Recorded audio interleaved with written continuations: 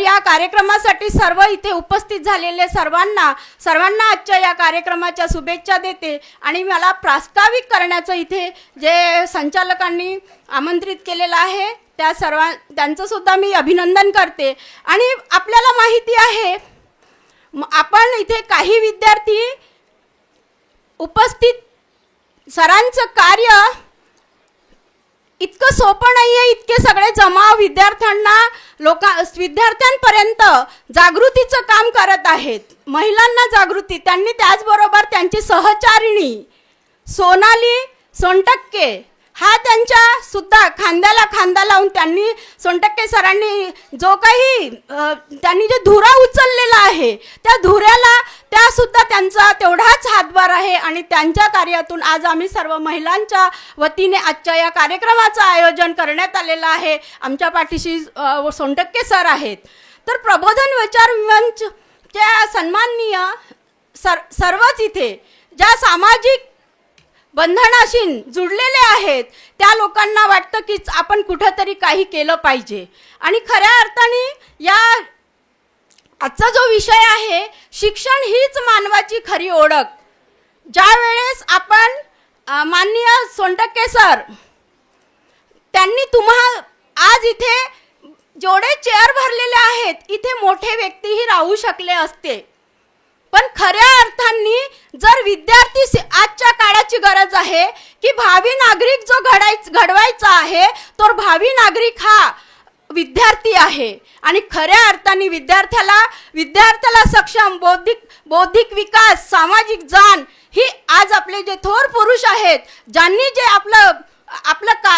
आपली आहुती दिलेली आहे, आपला जो काही जीवनाचा ज्या काही परिस्थिती होत्या त्या परिस्थितीमध्ये आपल्या स्वतःला वाहून घेतलेलं आहे आणि वाहून घेऊन आज तुम्हाला माहिती आहे की त्यागामुळे काय होत असतं। आज मगाशी आपण जो प्रश्न केलेला होता की ज्या व्यक्तींना म्हणजे बाबासाहेबांचं आज तुम्हाला मग ते प्रबोधन विचार मंच अनेक दिवसापासनं म्हणजे कुठलीही अडचण असू द्या पण हे कार्य माननीय सोनटक्के सरांचा आपल्या चंद्रपूरच्या एकोरी वार्डपासून सुरू झालेलं आहे आणि त्यांच्या अगदी विद्यार्थी जीवनापासून बघा तुम्हाला इथे आणून तुम्हाला एक म्हणजे तुमची एक स्पर्धा घेतली जाते आणि त्या स्पर्धेच्या माध्यमातून तुम्हाला इथपर्यंत आणून आपल्या सर्वांना म्हणजे एक तो विचार असतो, कारण सर नेहमी जे तज्ज्ञ असतात प्रत्येक सब्जेक्टमध्ये जे तज्ज्ञ आहेत ज्या विषय आहे ज्याची आम्हाला समाजाला गरज आहे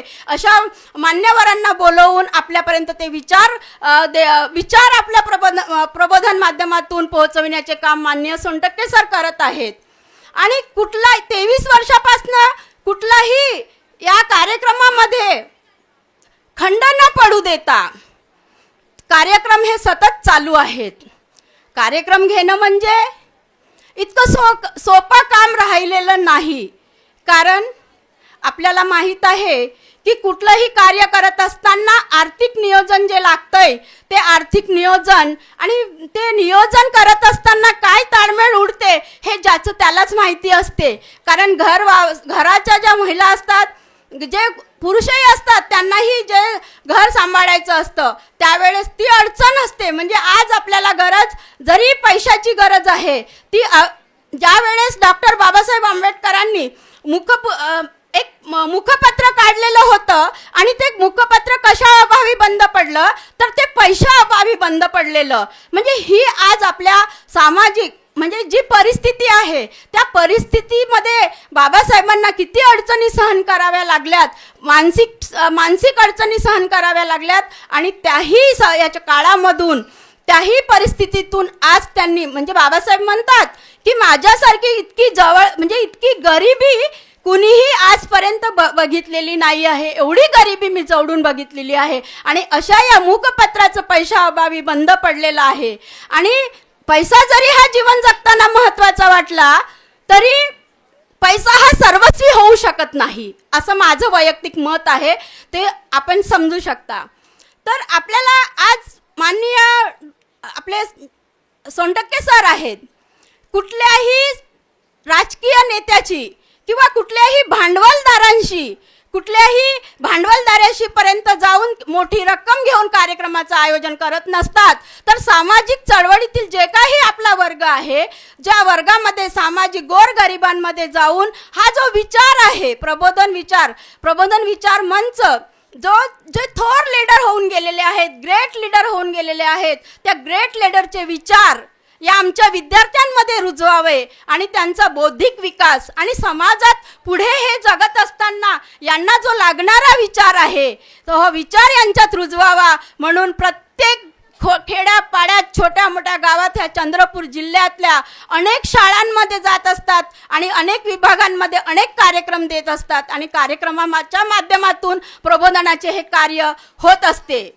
तर आपल्याला माहीत आहे की शिक्षणाचे काय आहे, शिक्षणाचे महत्त्व काय आहे हे आपल्याला डॉक्टर बाबासाहेब आंबेडकरांनी सांगितलेलं आहे. बऱ्याच जणांना माहिती आहे की डॉक्टर बाबासाहेब आंबेडकरांचं शिक्षण कशा प्रकारे झालेलं आहे. उपाशी राहून त्यांनी तुम्हाला आज उपाशी राहावं लागत नाही. अतिशय सुंदर पद्धतीने आपले पालक आपल्यासोबत आपल्या गरजा पूर्ण करत असतात, पण त्यावेळेस माणूस म्हणून माणसाचीच किंमत होत नव्हती हे आपल्याला सर्वांना माहिती आहे. आणि त्याही काळात शिक्षणाची जाण ठेवून डॉक्टर बाबासाहेब आंबेडकरांनी एक आपल्यासमोर मोठा विचार ठेवलेला आहे आणि तो विचार घेऊन बाबासाहेबांचे विचार आहेत.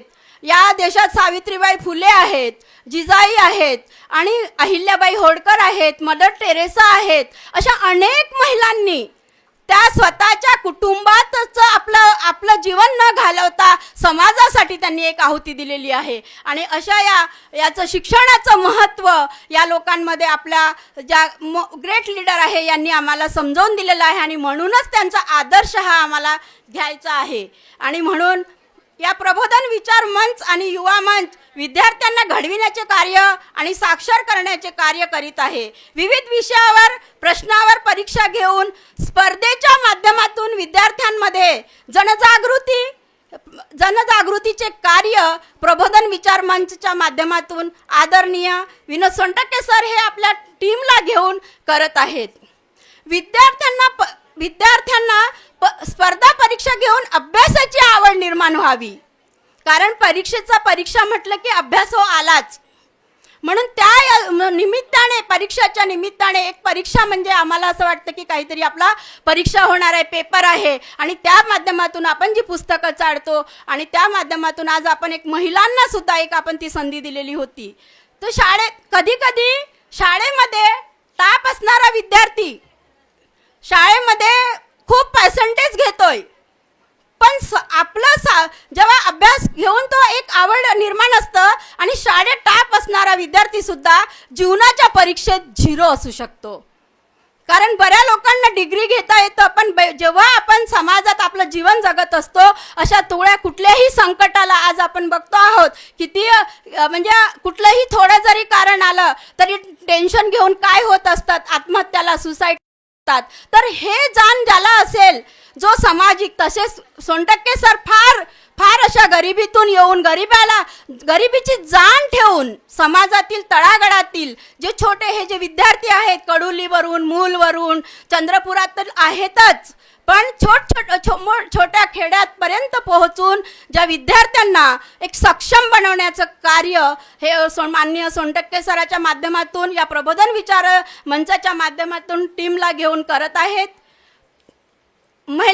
त्याचबरोबर एक या कुठल्याही याच्यात महिलांना सुद्धा ज्या युवा महिला आहेत त्यांना सुद्धा एक संधी देऊन त्या समोर घेऊन त्यांना सक्षम करण्याचं काम सुद्धा करत आहेत. अकॅडमिक शिक्षणासोबत व्यावहारिक शिक्षणाची सुद्धा जोड असणे हे महत्त्वाचे आहे. खऱ्या अर्थाने स्वबळावर आत्मसन्मान ठेच न लागता सतत नवनवीन विषयावर प्रबोधनाचे कार्यक्रम आयोजित करून समाजात जागृतता आणण्याचं काम माननीय सोनटक्के सर करत आहेत आणि महिलांना पुढाकार देऊन महिलांना सुद्धा सक्षमीकरणाचं काम इथे या स्टेजच्या माध्यमामधून होत आहे. आजच्या कार्यक्रमाचं आयोजन सुद्धा माननीय आजचे कार्यक्रमाचे अध्यक्ष सोनटक्के सरांनी आम्हा महिलांवर सोपवलं. आणि तुम्हाला आम्हाला सगळ्यांना माहिती आहे की एखादी जर आपण जिम्मेदारी स्वीकारली, त्या जिम्मेदारीमुळे त्रास जरूर होतो, पण त्याच्यातून आपण एक खूप मोठं एक कार्य धाडस करण्याचं आणि कार्य करण्याचं शिकत असतो. आणि खरंच सोनटक्के सरांनी सुद्धा आम्हाला एक महिलांवर धुरा दिली की आज हे कार्य तुम्ही घडवून आणा आणि करा. तरी आम्ही आजच्या ह्या कार्यक्रम सरांच्या आयोजनातून, महिलांच्या सहकार्यातून, त्या माझ्या ज्या टीम आहे त्या सर्वांचं सुद्धा मी अभिनंदन करते. आणि या कार्यक्रमाचा आजचा हा विषय इथे आपण सर्वांच्या, विद्यार्थ्यांच्या, पालकांच्या आणि महिलांच्या म्हणजे निगडीत असलेला प्रश्न, शिक्षण हीच मानवाची खरी ओळख, हा विषय इथे घेण्यात येत आहे. तर मानवाच्या जीवनात शिक्षणाला अतिशय महत्त्वाचे स्थान आहे. जन्माला आलेला प्रत्येक जण माणूस असतो, परंतु खऱ्या अर्थाने मानव होण्यासाठी त्याला शिक्षणाची गरज आहे. शिक्षण म्हणजे प्रकाश. शिक्षण मनुष्याच्या अज्ञानरूपी अंधकाराला दूर करून विवेकाचा विचार आणि सत्याचा प्रकाश देतं. शिक्षण हीच खरी संपत्ती. धन, सत्ता, सौंदर्य हे धन, सत्ता, सौंदर्य हे नश्वर असते, पण ज्ञान आणि शिक्षण हा अमर ठेवा आहे. जेव्हा इतर सर्व गोष्टी नष्ट होत असतात तेव्हा शिक्षण मात्र आपल्याबरोबर राहते. तर हा समाजाचा, मानवी मूल्याचा पाया खरे शिक्षण केवळ वाचन लेखनापुरते मर्यादित नसते. ते माणसाला प्रामाणिकपणा, दया, समानता, न्याय, जबाबदारी आणि कर्तव्य याची जाणीव करून देते. तेच खरे शिक्षणातून घडत असते, होत असते. आणि त्यामुळे शिक्षणातून मानवता बहारते. आणि आज मी आपला फार वेळ घेतलेला आहे. महावितरण चंद्रपूर यांना मी उद्घाटनीय भाषणासाठी आमंत्रित करते. त्यांनी इंग्रजी भाषा किती महत्त्वाची आहे यावर थोडक्यात बोलावे. सर्वांना नमस्कार, जय भीम. प्रबोधन विचारमंच आणि युवा मंच चंद्रपूरद्वारे आजचा हा जो कार्यक्रम इथे आयोजित करण्यात आलेला आहे आणि याचा विषय जो आहे, शिक्षण हीच मानवाची खरी ओळख. आता प्रास्ताविकेमध्ये मॅडमनी सविस्तरपणे शिक्षणाचं महत्त्व आपल्याला सांगितलेलं आहे. आजच्या या कार्यक्रमास उपस्थित प्रमुख मार्गदर्शक थोरात साहेब, assistant commissioner of custom Nagpur, या कार्यक्रमाचे अध्यक्ष सोनटक्के साहेब, कार्यक्रमात मुख्य अतिथी म्हणून लाभलेल्या संगीता थूल मॅडम, प्रवीण डोंगरे साहेब आणि आपले पंकज जीवणे साहेब, या कार्यक्रमास उपस्थित सर्व विद्यार्थी, त्यांचे पालक, शिक्षक आणि प्रबोधन युवा मंच तसेच युवा मंचचे सर्व सदस्य. खरं तर मी सोनटक्के साहेबांना असं म्हणेल की हॉल कमी पडतोय की तुमच्या कार्यक्रमाची व्याप्ती वाढत आहे, हा प्रश्न आता मला दिवसेंदिवस पडत आहे. कारण प्रत्येक वेळेस ज्यावेळेस आपण या कार्यक्रमाला येतो त्यावेळेस ती विद्यार्थ्यांची संख्या निश्चितच दिवसेंदिवस वाढत आहे. आणि तुम्ही हा जो वसा उचललेला आहे विद्यार्थ्यांमध्ये ही जागृती करण्याचं, सर्वप्रथम मी सगळ्यांना म्हणते की 2-4 तास आज सुरुवातीलाच आपल्याला सांगितलं, म्हणजे सगळ्यांनी तुम्ही सांगितलेलं आहे की रविवार हा तुमचा आवडता दिवस आहे. म्हणजे तुम्हाला विश्रांती म्हणा किंवा जे कुठल्याही कारणानं तुम्हाला तुमचं आवडतं काम करता येतं, परंतु तुम्ही या कार्यक्रमास नाही तरी म्हणजे उपस्थित आहात, तर सगळ्यांनी आपलं कान थोडंसं लक्षपूर्वक द्यावं. इथे जे कोणी मान्यवर आलेले आहेत ते आपले अनुभवाचे बोल तुमच्यासोबत शेअर करणार आहेत. त्याच्यामुळे आपापसामध्ये न कुजबुजता आता थोडं जे काही आम्ही आमचा अनुभव तुम्हाला सांगणार आहोत ते निश्चितच तुम्हाला तुमच्या पुढच्या भविष्यामध्ये कामी येईल. तर सोनटके साहेबांनी असं म्हटलं की 9वी, 10वी आणि 11वी, 12वीचे विद्यार्थी आहेत. निश्चितच तुम्ही या आता आपल्या जीवनाच्या टप्प्याकडे आले आहेत की तुम्हाला तुमच्या भविष्यामध्ये काय करायचं आहे. बऱ्याचशा जणांनी ठरवून घेतलेलं असेल किंवा नसेल तर आपण जे काही आपल्या पूर्ण अवतीभोवती बघत असतो की आपल्याला काय व्हायचं आहे. साहेबांनी सांगितलं आहे की बरेचसे मुलं हे गरिबाघरचे आहेत. आत्ता प्रास्ताविकेमध्ये मॅडमनी जे सांगितलं की डॉक्टर बाबासाहेब आंबेडकरांनी जे म्हणून हे केलेलं होतं की माझ्यासारखी गरिबी ही कुणी अनुभवली नसेल, आणि त्यानंतरही त्यांनी जे म्हणजे असं प्रचंड जे काम केलेलं आहे, तुमच्या समोर त्यांचा फोटो दिसतोय, त्यांचे विचार आपल्याला इथे मांडलेले आहेत. तर त्या विचाराशी म्हणजे की शिक्षण का महत्त्वाचं आहे, त्यांनी शिक्षण तर घेतलं, पण तुमच्यासारखे जे काही असतील त्या सगळ्या विद्यार्थ्यांसाठी वसतिगृह, शाळा, कॉलेजेस चालवले. त्याचं एक उदाहरण सांगते की म्हणजे डॉक्टर बाबासाहेब आंबेडकरांसारखी गरिबी खरंच कुणाच्या वाट्याला म्हणजे आलेली नाही, किंवा त्यांनी ज्या परिस्थितीचा सामना केला आणि त्या परिस्थितीतून त्यांनी जे हे प्रचंड अजळ असं कार्य केलेलं आहे, त्या कार्याला खरंच या जगात तोड नाही. तर त्यांनी जे शाळा महाविद्यालय आपल्या विद्यार्थ्यांसाठी चालवली, त्याचं एक महत्त्वाचं आहे म्हणजे कारण माझे वडील त्या मिलिंद महाविद्यालयाचे विद्यार्थी होते. त्या गरीब कुटुंबातूनच ते गेले. त्यांचं असं म्हणणं होतं की जेवणासाठी सुद्धा आमच्याकडे पैसा नव्हता, परंतु फक्त इथून औरंगाबाद त्यावेळेसचं, आता छत्रपती संभाजीनगर, त्यावेळेस फक्त तिथे पोहोचण्याचं काम त्यांनी केलं. आणि एकदा का त्या शाळा कॉलेजमध्ये जर तुमचं ॲडमिशन झाली तर तुमची शिक्षणाच्या सोयीसोबतच तुमचं वसतिगृहातलं राहणं, जेवण हे सगळं मोफत होतं. तुम्ही विचार करा, आज आपण आपल्या फक्त कुटुंबाचा विचार करतो. सामाजिक परिस्थिती त्यावेळची आणि आत्ताची जर आपण बघितली तर याच्यामध्ये खूप अंतर आहे. आज जे संविधानामुळे आपल्याला जी समानता आपल्याला मिळालेली आहे ती त्यावेळेस त्यांना मिळाली नाही. आणि त्या प्रचंड अशा विरोधाभास परिस्थितीमध्ये सुद्धा त्यांनी जे शिक्षणाचं अजोड कार्य केलेलं आहे, त्याच्यामुळेच आपल्याला फक्त शिक्षणच घ्यायचं आहे. आपले आईवडील आपल्या जेवणाची, राहण्याची सगळी व्यवस्था करतायत, आपल्याला फक्त शिक्षण घ्यायचं आहे. त्याच्यामुळे अजूनही काही म्हणजे मुलींमध्ये एक आपापसात गोष्टी करून राहिल्या. तुम्ही एक लक्षात ठेवा, आता तुम्हाला खरंच हे खूप असं सोपं असं वाटते की ठीक आहे, आपल्याला आपण ग्रॅज्युएट होऊ. फक्त ग्रॅज्युएट होणं, फक्त एवढं जर ध्येय आपण ठेवलं तर आपण निश्चितच काही करू शकणार नाही. सगळे सर्वसामान्यासारखे जर विचार करायला लागले तर बाकीचं हे शिक्षणासारखं महत्त्वाचं कार्य किंवा प्रबोधन विचारमंच किंवा युवा मंच हे जे काही कार्य करत आहेत, यांच्या साथीला कोण येणार आहे? तर त्यासाठी आपण प्रथम शिक्षण घेतलं पाहिजे. आणि शिक्षण का घ्यावं? कारण आता तुम्हाला अवेअरनेस सगळं आहे. तुमच्याकडे जे काही माध्यमं आहेत, समाज माध्यमं आहेत, याच्यातून आपण बऱ्याचशा गोष्टी आपण सहज आपल्याला उपलब्ध होतात. त्याच्यामुळे आपल्याला असं वाटते की आपल्याला सगळं माहिती आहे. अवेअरनेस सगळ्यांमध्येच आहे. शिक्षण का घ्यायला पाहिजे, नोकरी का करायला पाहिजे, या सगळ्या गोष्टी सगळ्यांना माहिती आहे. फक्त आपण त्या गोष्टीमध्ये एंगेज होत नाही जास्त. जो माणूस तनमन धनाने त्या प्रत्येक गोष्टीकडे जर काळजीपूर्वकपणे पाहिलं तर आपल्याला लक्षात येईल की तोच माणूस एक समाजामध्ये कुठला तरी ठसा उमटवू शकतो. नाहीतर शिक्षण घेतलं, ग्रॅज्युएट होतो, पोस्ट ग्रॅज्युएट होतो, इवन डॉक्टरेट होतो, परंतु तो फक्त जर स्वतःचा विकास करत असेल तर त्या शिक्षणाला असं महत्त्व येत नाही. आणि त्यासाठी आपण स्वतः शिक्षण घेतलं पाहिजे. आणि आपल्यासोबत आपली जी सामाजिक परिस्थिती आहे, आपल्या आजूबाजूचे लोक आहेत, त्यांच्यामध्ये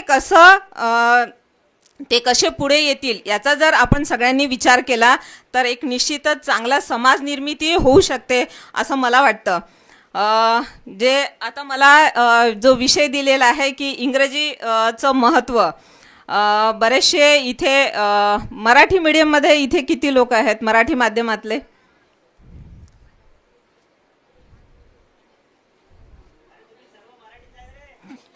मराठी माध्यमातून जे शिक्षण घेत आहेत त्यांचं म्हणते. म्हणजे फक्त एक ऑप्शन विषय जर इंग्लिश असेल तो नाही होय, मराठी माध्यम. बरं, इंग्रजी माध्यमातले किती आहेत?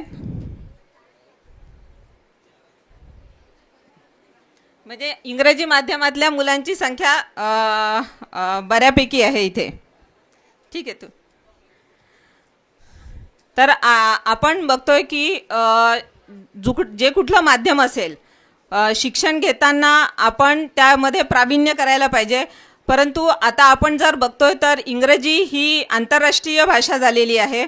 आपण कुठेही गेलो किंवा संवाद आपल्याला हे वाढवायचं आहे, जगामधलंच नाही तर आपण भाषावर जरी गेलो, इथल्या कुठल्याही स्टेटमध्ये गेलो तरी ही इंग्रजी जी भाषा आहे त्या इंग्रजी भाषेचं महत्त्व आपल्या सगळ्यांनाच माहिती आहे. आपण जर बघत असू की तंत्रज्ञान किंवा विज्ञान जो विषय आहे हे बहुतेक त्याचे जे काही उपलब्ध आहेत ते जवळपास इंग्रजी माध्यमातून आहे. आणि त्याच्यामुळे तुम्ही जी इंग्रजी भाषा आता शिकत आहात तर त्या शिक्षणासोबत म्हणजे आपण ती कशी आणखीन डेव्हलप करायला पाहिजे याकडे तुम्ही लक्ष द्या. आपल्याला माहिती आहे की आपण आपल्या घरामध्ये आपले आईवडील, बरेचसे आईवडील आहेत की आता इंग्रजी माध्यमामध्ये मुलांना पाठवतात, परंतु फक्त इंग्रजी शिकणं आणि इंग्रजी याच्यामधून आपण एखादी डिग्री घेणं याला महत्त्व न देता आपण ती इंग्रजी भाषा त्याच्यामध्ये आपलं संवाद वाढवायला पाहिजे. कारण पुढे तुम्ही ज्यावेळेस सायन्स असू द्या किंवा टेक्निकल कुठलेही कोर्सेस असू द्या हे जास्तीत जास्त तुमच्या इंग्रजी भाषेमध्ये असणार आहेत. आणि इंग्रजी आता पुढे तुम्हाला जर व्यवसाय करायचा आहे, कुठलंही स्किल डेव्हलपमेंट असू द्या याच्यामध्ये इंग्रजीला खूप महत्त्व आहे. त्याच्यामुळे आता तुम्ही जे काही तुम्ही शिक्षण घेता त्या फक्त तो एक पास होण्यापुरता एवढं न लक्षात घेता त्या प्रत्येकाचं तुम्हाला कदाचित माहिती आहे की IAS, IPS, MPSC जे काही UPSCचे जे स्पर्धा परीक्षा होतात त्याच्यामध्ये ठीक आहे आजकाल आपली भाषासुद्धा मराठी माध्यमातून सुद्धा तुम्हाला देता येतं, परंतु तुम्ही जर बघितलं तर पुढे तुम्हाला हा इंग्रजीचा अभ्यास जर तुम्ही वाढवला तर निश्चितच तुमच्या स्वतःच्या हा विकासासाठी हे खूप आवश्यक आहे.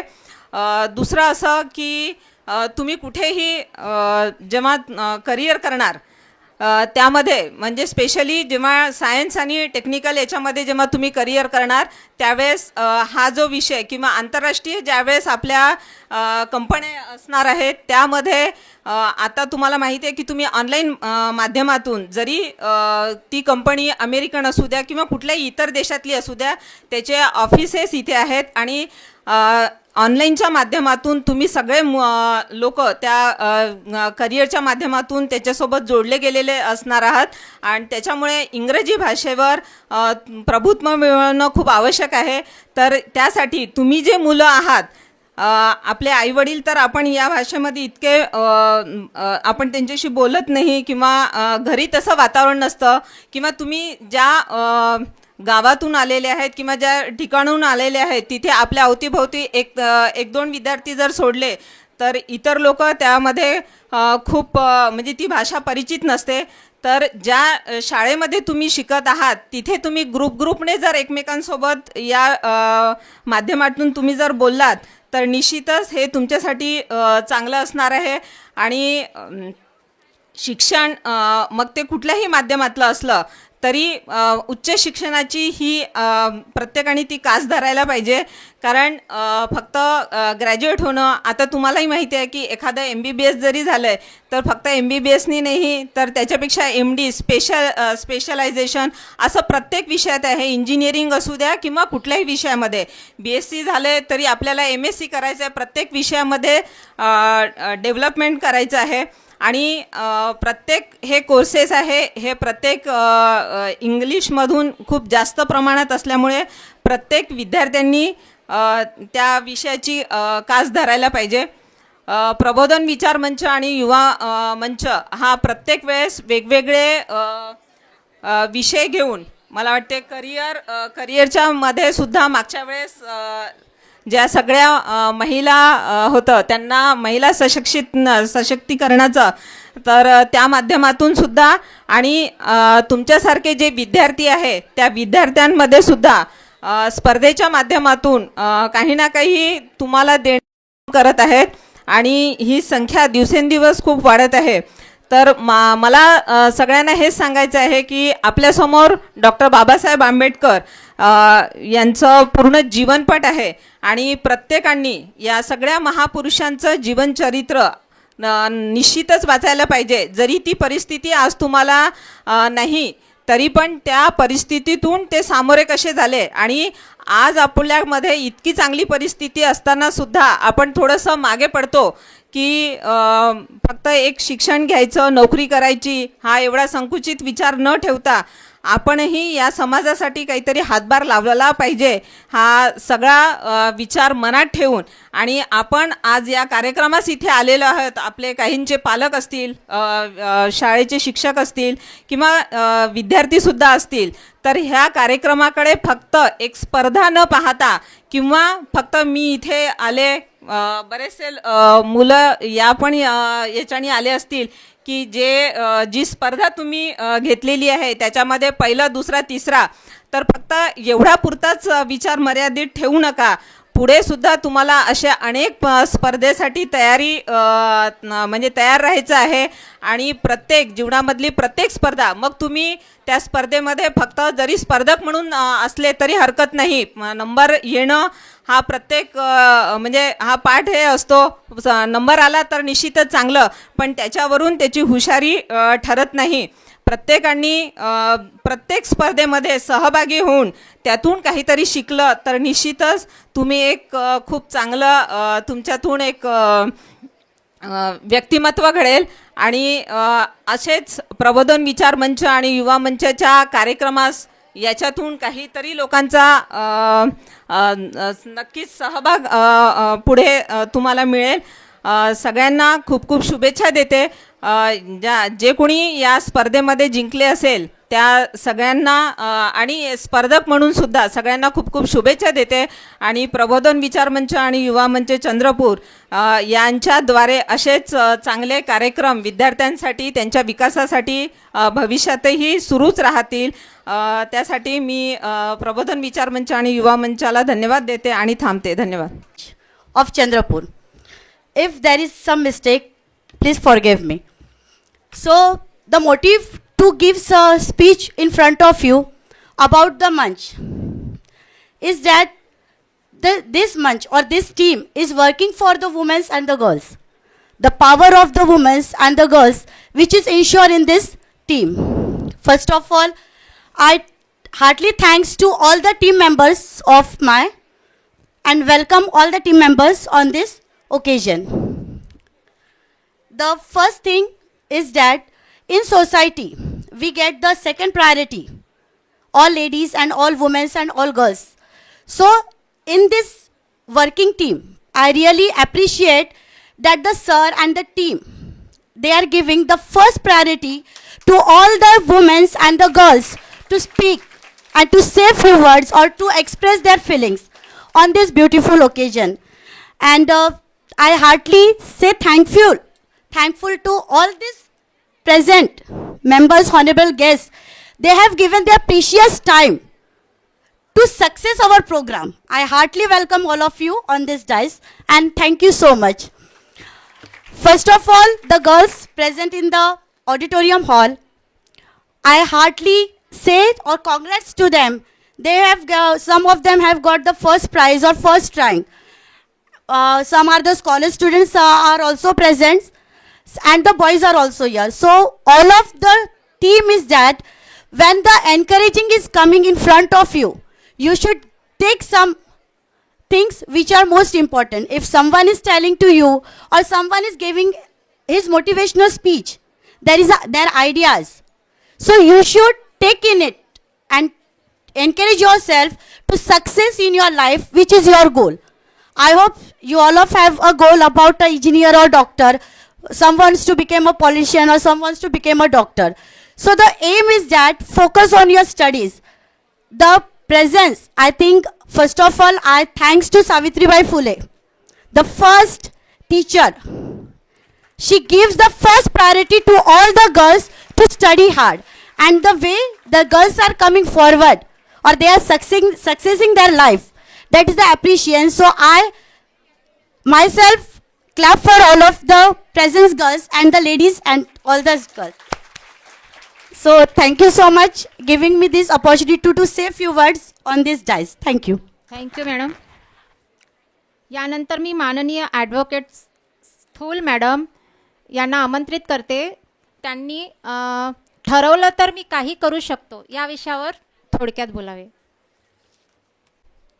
तथागत गौतम बुद्ध यांना त्रिवार वंदन करून, तसेच क्रांतीसूर्य महात्मा ज्योतिबा फुले, स्त्री शिक्षणासाठी अंगावर शेणाचे गोळे झेलणाऱ्या माता सावित्रीबाई फुले, आरक्षणाचे जनक शाहूजी महाराज, महामानव आणि आम्हा सर्वांना मान उंच करून जगण्याचा अधिकार देणारे डॉक्टर बाबासाहेब आंबेडकर यांच्या कार्यास जीवनाचे रान करून हाल अपेष्टा सहन करणाऱ्या माता रमाई यांना मी त्रिवार नमन करते. तसेच आजचे माननीय अध्यक्ष सोनटक्के साहेब, आदरणीय पाहुणे मान्य doctor Praveen Dongre sir, SBI bank manager मान्य पंकज जीवने सर, प्रमुख मार्गदर्शक IRS सचिन थोरात सर, अधीक्षक अभियंता महावितरण संध्या चिवंडे मॅडम आणि हॉलमध्ये उपस्थित सर्व विद्यार्थी आणि बंधू आणि भगिनींना माझा सादर जय भीम.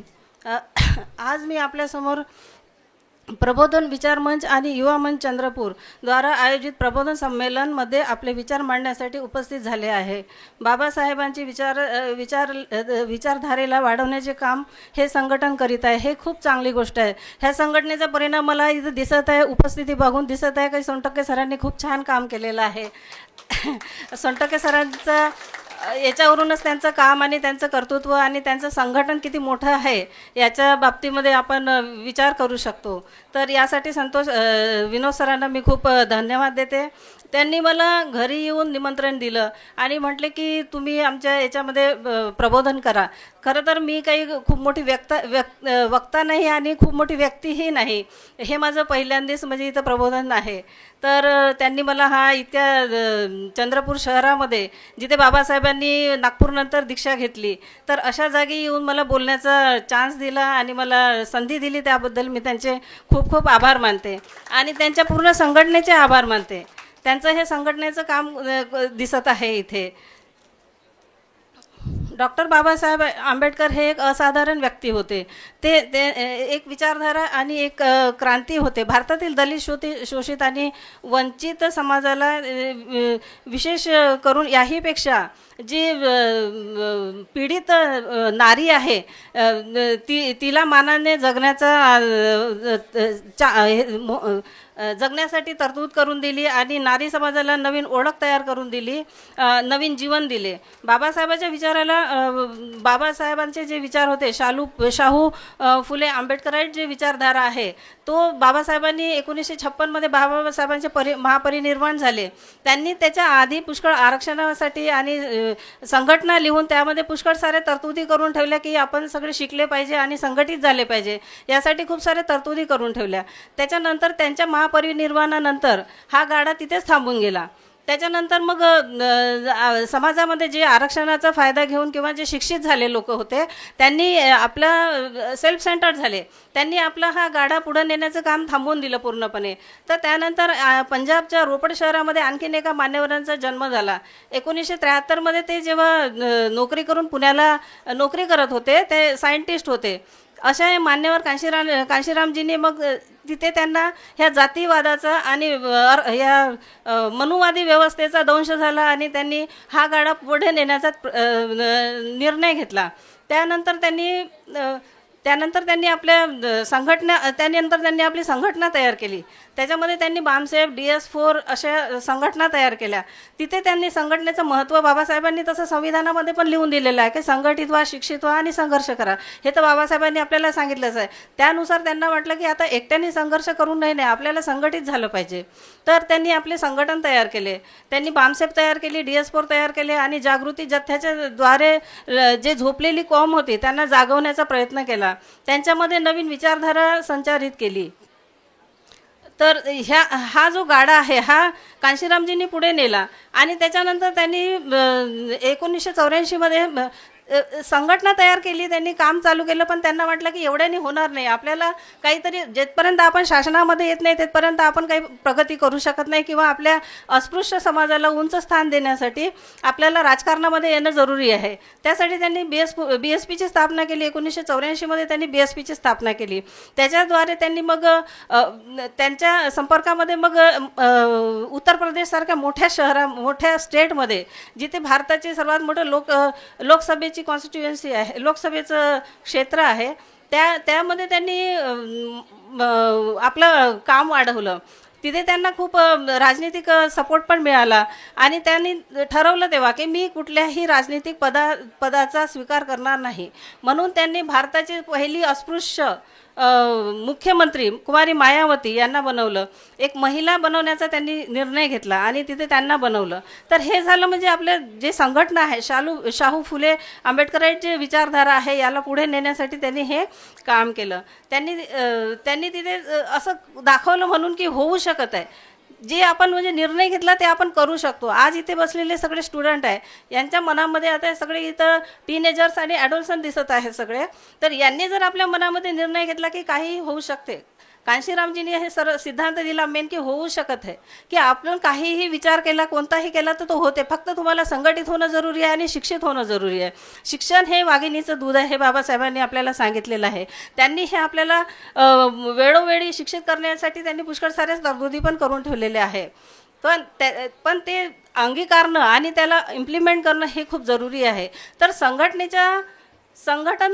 संघटित होण्यासाठी मी तुम्हाला याचं एक खूप साधारण, इथं सगळे छोटे मुलं बसलेले आहेत, यांना अगदी सोप्या सरळ भाषेमध्ये संघटनेचं महत्त्व समजून देण्याचा एक स्टोरी सांगते. तर एका शाळेमध्ये एक सर पटांगणामध्ये पोरांना एक प्रयोग करून दाखवत होते की ते सर ऊन होतं चांगलं तेज, आणि तिथे ते सर गेले आणि त्यांनी पेपर ठेवला आणि म्हटले की हा उन्हाने मी पेपर जाळून दाखवते तुम्हा लोकांना. तर त्यांनी तो पेपर ठेवला, त्याच्यावर त्यांनी ते मॅग्निफाईंग ग्लास ठेवला, भिंग ज्याला म्हणतो आपण, तो ठेवला आणि ते पेपर जाळायला सुरुवात केली त्यांनी. तर एक मुलगी म्हणते की सर सूर्य इतका तेजस्वी आहे, इतकं त्याच्यामध्ये ऊर्जा आहे, तर हा सूर्य असाच का नाही जाळत, तुम्ही हा ग्लास का लावला इथे? तर सर म्हटले की बेटा एक सूर्य कितीही तेजस्वी असला, कितीही त्याच्याकडे ऊर्जा असली तरी तो एकटा किरण त्याला जाळू शकत नाही. त्याला संघटित व्हावं लागेल. खूप सारे किरण जेव्हा ह्या मॅग्निफाय ग्लासच्या थ्रू जेव्हा संघटित होऊन याच्यावर येते तेव्हा हा पेपर जळते. तर हे झालं संघटनेचं महत्त्व. तर यानंतर शिक्षणासाठी चिवंडे मॅडमनी पण खूप छान सांगितलं की इंग्रजी किती जरुरी आहे. आजकाल पूर्ण ग्लोबलायझेशन झालेलं आहे. माणूस एकदम अमेरिकेमध्ये फटाकसे बोलू शकते, कोणत्याही देशाशी कॉन्टॅक्ट करू शकते. तर माध्यम पूर्ण ऑल ओव्हर जगाचं एकच कॉन्टॅक्ट होण्याचं एकच आहे इंग्रजी भाषा. तुम्ही जर इंग्रजी भाषेवर आपली कमांड केली तर तुम्ही कुठेही आपल्याला कमी समजू शकणार नाही. आज सगळे कामं तुमचे फोननी होतात आणि तिथे पण कुठेही बोलायच्यासाठी तुम्हाला हिंदीचं चालू आहे. आजकाल भारतामध्ये हिंदीची भाषाचं महत्त्व तेही महत्त्वाची आहे, पण तुम्हाला जर भारताच्या बाहेर जायचं असेल, तुम्हाला जर दुनियेशी कनेक्ट व्हायचं असेल तर तुम्हाला इंग्रजी भाषा येणं खूप जरुरी आहे. आणि आता तुम्ही या वयामध्येच त्या भाषेवर जर कमांड केली तर तुम्हाला खूप चांगलं समोरपर्यंत तुम्ही पूर्ण दुनिया काबीज करू शकता. तर हे एक इंग्रजी भाषेचं महत्त्व आहे. आणि दुसरी गोष्ट झालं की साहेबांनी सांगितलं की होऊ शकत आहे. त्यांनी अस्पृश्य महिलेला भारताच्या सर्वात मोठ्या लोकसभा क्षेत्रामध्ये, भारताची सर्वात मोठी स्टेट आहे, तिथे त्यांनी मुख्यमंत्री बनवण्याचं स्वप्न बघितलं आणि 4 वेळा, 1 वेळा नाही 4 वेळा अस्पृश्य महिलेला भारतामध्ये आतापर्यंत कोणत्या स्टेटमध्ये नव्हती तिथे बनवलं. तर हे आहे फक्त होऊ शकत आहे. त्यांनी काय म्हटलं, होऊ शकत आहे, काहीही होऊ शकते. तुम्ही शिक्षण कधीही घ्या, काहीही घ्या, त्याच्यासाठी काही वयोमर्यादा नाही आणि काही लिमिट नाही आहे.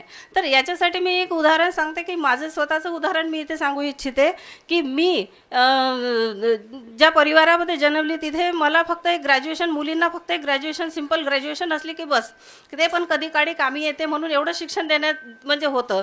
बाकी असं काही म्हणजे विशेष असं काही नाही की नाही शिकली पाहिजे किंवा नोकरी केली पाहिजे, आपल्या पायावर उभी झाली पाहिजे, असं काही होतं नाही ध्येय. तर मी सिंपल ग्रॅज्युएट झाली तेव्हा पण मला म्हणजे कायद्याचा अभ्यास करायचा होता, लॉ करायचा होता. पण त्यावेळी काय होतं की नाईटमध्ये क्लास चालायचे, LLBचे क्लासेस नाईटमध्ये चालायचे. तर ऑब्व्हियसली परमिशन तर तेव्हा होतीच नाही घरातून निघायची. तर ते मी सोडून मग MA ला ॲडमिशन घेतली. MA ला ॲडमिशन घेतली, लगेच लग्न झालं, लगेच मुलं झाले, शिक्षण थांबलं, पूर्णपणे तिथं स्टॉप झालं. मग त्यानंतर जेव्हा आम्ही नागपूरला आलो, मग माझ्या मुलाचं जेव्हा 12वी झालं तेव्हा विचार करण्यात आला की आता यांनी समोर काय करावं होतं, ते लॉचं त्याचं करायचं होतं. तर साहेबांनी मला म्हटलं की तुझी इच्छा होती शिकायची तर तू पण शिकू शकते. मी म्हटलं आता या वयाच्या 45व्या वर्षी मी कशी जाणार कॉलेजमध्ये? तर साहेब म्हटले की नाही, काहीही करू शकतं, होऊ शकते. तर मग मी म्हटलं ठीक आहे, मला मग मी म्हटलं ठीक आहे देऊन पाहते. तेव्हा CET फर्स्ट टाईम CET होती. तर मी CETची एक्झाम दिली त्यावेळी. CETची एक्झाम मी म्हटलं होते थोडी काय याच्यात आपलं होणारच नाही. तर मी माझी तिथे CETमध्ये ॲडमिशन झाली. CETमध्ये मला रँक मिळाला. मग मी म्हटलं मी अशा कॉलेजमध्ये ॲडमिशन घेणार की जिथे कॉलेजमध्ये नाही जावं लागणार, कारण मी एवढी 45 वर्षाची बाई कुठे जाणार कॉलेजमध्ये. तर म्हटले की नाही तू अशा कॉलेजमध्ये घे की जिथे चांगल्यापैकी क्लासेस होणार. मी म्हटलं ठीक आहे. मग तिथे आंबेडकर दीक्षाभूमी आंबेडकरमध्ये मी लॉला ॲडमिशन घेतली. मी पहिल्या दिवशी कॉलेजमध्ये गेली. तिथे माझ्या वयाच्या तर नव्हत्याच कोणी, आणि सगळे 20 ते 25 वयोगटातले, कारण ते BAच्या नंतरचं होतं, तर सगळे 20 ते 25 वयोगटातल्या मुलं होते तिथे. मी आपली बसली दुबकून एका कोपऱ्यात जाऊन, आणि आणि तिथे जाऊन बसली ना. पहिल्याच दिवशी पहिली मॅडम आली लेक्चर द्यायला समोर, एकदम सुंदर, आणि जो इंग्लिशमध्ये चालू झाली. पहिलं एकही वर्ड हिंदीचा नाही त्यामध्ये, पूर्ण इंग्लिशमध्ये बोलायला लागल्या मॅडम. बापरे, मी तर एवढी घाबरून गेली. माझं पूर्ण शिक्षण मराठी मीडियममध्ये झालेलं. मी मराठी मीडियमचे स्टुडंट. तर ते पण कधी 1992मध्ये माझं BA झालं होतं कंप्लीट. तर तेव्हापासूनचं सुटलेलं शिक्षण मग मी पुन्हा चालू करण्याचा प्रयत्न केला. आणि मी बघितलं, मी घरी आली, मी म्हटलं मी नाही जाणार उद्यापासून. तर म्हणते का? तर मी म्हटलं तिथं मॅडम एकही शब्द हिंदी बोलल्या नाही की मराठी नाही बोलल्या, पूर्ण इंग्लिशमध्ये, सगळे लेक्चर इंग्लिशमध्ये. मला तर इंग्लिश काहीच येत नाही. हे म्हटले तो काय प्रॉब्लेम नाही आहे, तू इंग्लिश कोचिंग लाव. तर मी इंग्लिशची कोचिंग क्लास जॉईन केली. दुसऱ्या दिवशी येतानाच कोचिंग क्लास शोधली आणि इंग्लिशची कोचिंग क्लास लावली. अशा प्रकारे मी आपलं BA कंप्लीट, LLB कंप्लीट केलं, LLM कंप्लीट केलं, आणि आता मी ॲज ए ॲडव्होकेट म्हणून नागपूरला प्रॅक्टिस करत आहे. तर हे जे कांशीरामजींनी जे हे आमच्या घरी पूर्ण विचारधारा शाहू फुले आंबेडकराईट विचारधारेचे सगळे असल्यामुळं मला हे इझी झालं. आणि त्याही वयामध्ये मला प्रोत्साहन करणारे मेन म्हणजे माझे मिस्टर संजय थुल सर. त्यांनी मला इतकं प्रोत्साहित केलं प्रत्येक वेळी की मला म्हणजे काही कोणत्या गोष्टीची कमी अशी जाणवली नाही.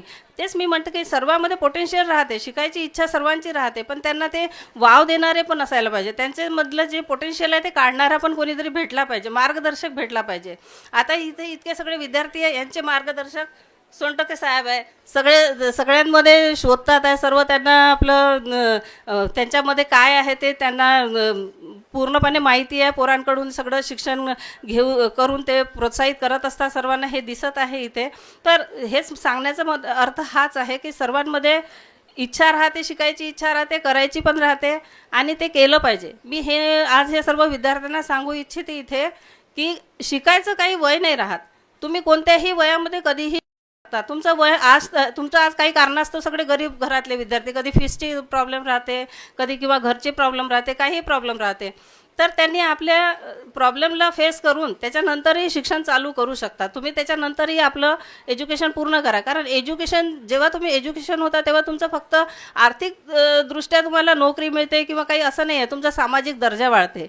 शिक्षणामुळे काय आहे की माणसाला समाजामध्ये उठण्या बसण्याची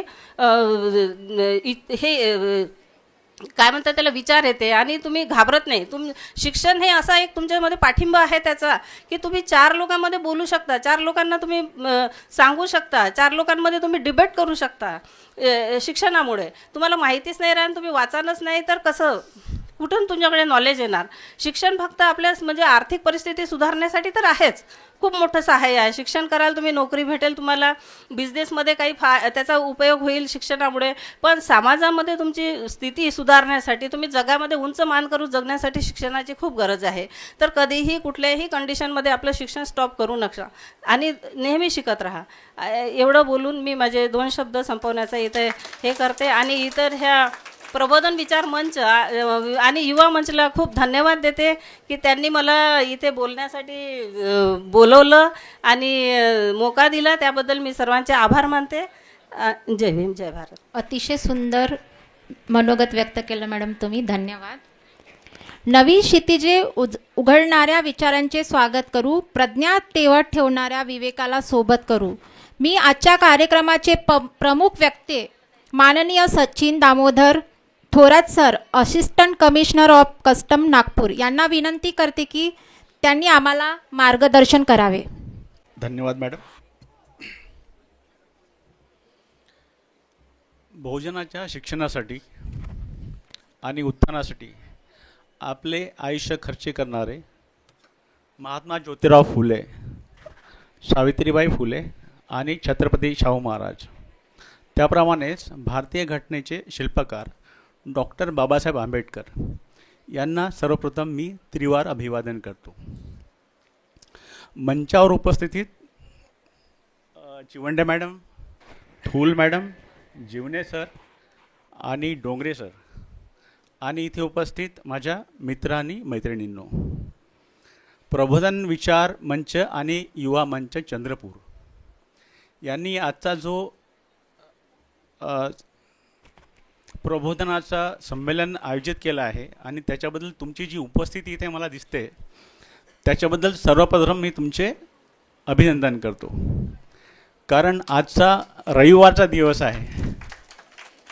रविवारचा दिवस म्हणजे आरामाचा दिवस, सुट्टीचा दिवस. तुमचं वय खेळण्याचं, बागडण्याचं, मोबाईल खेळता, टी व्ही बघता, नाही का? आणि अशा दिवशी तुम्ही या शिक्षणासारख्या, तसं म्हटलं तर गंभीर विषयावरती तुम्ही इथे एवढ्या मोठ्या संख्येने उपस्थित झालात, त्याच्यामुळे तुम्ही खरंच कौतुकास पात्र आहात. चला, यासोबत मी आता दुसऱ्या आपल्या विषयावरती चालू करतो आहे. शिक्षण ही आपली ओळख, खरी ओळख, हा आजचा विषय आहे. खरं तर शिक्षणाचं महत्त्व आता आजच्या काळामध्ये कुणालाही नव्याने सांगण्याची गरज नाही. मुलांना जरा लक्ष द्या थोडंसं. शिक्षण आपली ओळख आहे हे आपल्याला नव्याने सांगण्याची गरज नाही. कारण आईवडिलांनी ते जाणलं आणि तुम्ही ते जाणता आहात म्हणून इथे आहात, शाळेमध्ये गेला आहात आणि इथे उपस्थित आहात. आता याच्यामध्ये, आणि मी खरं तर या क्षेत्रातला तज्ज्ञ पण नाही आणि शिक्षक पण नाही, तरी पण माझ्या अनुभवावरून आणि मला या संदर्भात जी काही माहिती झाली आहे ते मी तुमच्याशी आता शेअर करण्याचा प्रयत्न करतो आहे. याची सुरुवात म्हणजे आपण आपले कुठलेही कार्य ज्यावेळी असतं त्याची सुरुवात आपण बाबासाहेबांपासून चालू करत असतो. आता या संमेलनाच्या निमित्ताने बाबासाहेबांना आपण आठवण करून बघूया. म्हणजे साधारणतः 2500 वर्षापासून जो समाज शिक्षण आणि एकदम सामान्य मानवी हक्क याच्यापासून जो समाज वंचित होता, अशा समाजात आत्मविश्वास निर्माण करणे, त्यांना जागृत करणे, हे काम बाबासाहेबांनी एकट्या स्वतःच्या जोरावर केलं आहे. मग त्यांना याच्यासाठी किती प्रयत्न करावे लागले असतील. मग ही जी प्रस्तावित समाजव्यवस्था होती त्यांच्यासोबत त्यांना कसे लढावे लागले असेल हे सगळं आपल्याला माहितीच आहे. पण त्या लढण्यासाठी त्यांनी त्यांचे मेन आयुध कोणते होते ते म्हणजे त्यांची अफाट बुद्धिमत्ता आणि शिक्षण. बघा, बाबासाहेबांच्या डिग्र्या इथे लिहिल्या आहेत. इतक्या साऱ्या डिग्र्या आहेत की बाबासाहेब आणि त्यावेळचे सगळे म्हणायचे की बाबासाहेबांसमोर तेव्हाचे राजकारणी म्हणजे गांधी आणि नेहरू हे शाळेतील मुलं मुली आहेत. म्हणजे त्यांनी शिक्षणाच्या जोरावर आपले असे अस्तित्व निर्माण केले, आपली अशी प्रतिमा निर्माण केली की त्यासमोर बाकीच्या सगळ्या पॉलिटिकल लोकांना त्यांचा कितीही विरोध असला तरी त्यांना ते मान्य करावं लागले. आणि त्याचेच फळ म्हणून आपल्या राज्यघटनेच्या मार्फत बाबासाहेबांनी आपल्याला अधिकार आणि हक्क मिळवून दिले. आता ही विषय झाला बाबासाहेबाचा. बाबासाहेब तर अतुलनीय होतेच, पण आता आपण शिक्षण आपल्या संदर्भात कसे, म्हणजे आपण सामान्य व्यक्ती म्हणून, सामान्य स्टुडंट म्हणून शिक्षण आपल्या आयुष्यात कसं काय महत्त्वाचं आहे याच्याबद्दल थोडासा विचार करूया. शिक्षणामध्ये साधारण आपला व्यक्तिमत्व विकासामध्ये शिक्षण मोठ्या प्रमाणावर मदत करत असते. शिक्षणामुळे काय होतं, आपल्याला जगाचं ज्ञान होतं. शिक्षणामुळे आपल्याला ज्ञान अर्जन होतं. शिक्षणामुळे आपल्याला नवीन नवीन स्किल्स माहिती होतात. म्हणजे बघा, आपण जर घरीच बसून राहिलो तर आपल्याला कुठली गोष्ट कशी काय माहीत पडणार, जगात काय होतं आहे, कसं होतं आहे, हे कसं काय कळणार. पण ज्यावेळी आपण त्या गोष्टीचा अभ्यास करतो, त्याचं ज्ञान घेतो, नवीन स्किल्स शिकतो, त्यावेळी आपल्याला लक्षात येते की असं आहे जगामध्ये, ह्या साऱ्या गोष्टी आहेत. त्याच्यामुळं जगाविषयी आपली काहीतरी धारणा बनते आणि जगाकडे बघण्याचा आपला दृष्टिकोन बदलतो. हा दृष्टिकोन आपलं व्यक्तिमत्व डिफाईन करत असतो. म्हणजे आपण आपल्या जगाकडे कसे बघतो त्याच्यावरून तो व्यक्ती कसा आहे हे आपल्याला डिसाईड करता येते, ते डिफाईन करता येते. तर हा झाला आपला जगाकडे बघण्याचा दृष्टिकोन. याचा उलट म्हणजे जगाचा आपल्याकडे बघण्याचा दृष्टिकोन. साधारण बघा, एखादा म्हणजे जग आपल्याकडे किंवा कुणाकडे कसं बघतं. एखादा व्यक्ती अशिक्षित आहे तर त्याला किती महत्त्व असतं, साधारण शिक्षित आहे तर त्याला ते समाज किती महत्त्व देतो, आणि उच्च शिक्षित असतो त्याला समाज किती महत्त्व देतो हे आपल्याला साधारण सगळ्यांना माहिती असतेच. म्हणजे जो जास्त शिक्षित आहे त्याला समाजात जास्त महत्त्व प्राप्त होते. त्याच्यामुळे त्याची जी महत्त्व होण्याची जी प्रतिमा आहे ही याच्यामध्ये शिक्षणाचा मोठा रोल असतो. आता याच्यानंतर तुम्ही डॉक्टर बनणार, इंजिनियर बनणार, वकील बनणार किंवा अजून काही, हे सगळं करत असताना याच्यासाठी तुम्हाला शिक्षणाचाच आधार घ्यावा लागेल, आणि शिक्षणाद्वारेच तुम्ही तुमची तशी ओळख निर्माण करू शकता. साधारणतः असं म्हणतात, जेवढं जास्त शिक्षण तेवढी मोठी ओळख किंवा तेवढं जास्त महत्त्व त्या व्यक्तीला समाजात प्राप्त होतं. पण याला असं बघितलं तर केवळ क्वांटिटी न करता क्वालिटी शिक्षण घ्या. म्हणजे आपण जे शिक्षण घेतो आहे त्याचा खरंच आपल्या स्वतःच्या विकासासाठी उपयोग करून घ्या. हा झाला समाजाचा आपल्याकडे बघण्याचा दृष्टिकोन कसा बदलतो शिक्षणामुळे, याविषयी थोडंसं. आता याच्यानंतर बघा, शिक्षणामुळे आपल्याला संधीची उपलब्धता होते. आपण जेवढे जास्त शिकलो तेवढ्या जास्त संधी उपलब्ध होतात, आणि संधी उपलब्ध झाल्या म्हणजे आपल्याला आपल्या इकॉनॉमिक जे स्टेटस आहे ते चेंज करण्यासाठी त्याची मदत होते. तुम्ही आता डोक्यामध्ये काहीतरी ठरवलं असेल ना मित्रांनो, काय बनायचं आहे, कसं बनायचं आहे. सध्या डोक्यात आहे तुमच्या काही? काय बनायचं आहे कोणी सांगाल? काय बनायचं तुला? काय? इंडियन आर्मीमध्ये जायचं आहे. बघा, त्या मुलींनी या वयामध्ये इंडियन आर्मीमध्ये जायचं हे ठरवून ठेवलं आहे. अजून कोणी आहे ज्यांनी अजून ठरवून ठेवलेलं आहे काय बनायचं आहे? तुला त्यासाठी काय करावं लागेल बेटा? इंडियन आर्मीमध्ये जायसाठी काय करावं लागेल तुला? प्रॅक्टिस. शिक्षण कोणतं घेणं गरजेचं आहे? बरं, तू हे शिक्षण नाही घेतलं तर तू इंडियन आर्मीमध्ये जाऊ शकेल का? नाही ना. तर त्याच्यामुळं हे शिक्षण जे आहे तिला इंडियन आर्मी ऑफिसर म्हणून तिची आयडेंटिटी डिफाईन करण्यासाठी मदत करणार आहे. बरोबर आहे ना? ठीक आहे.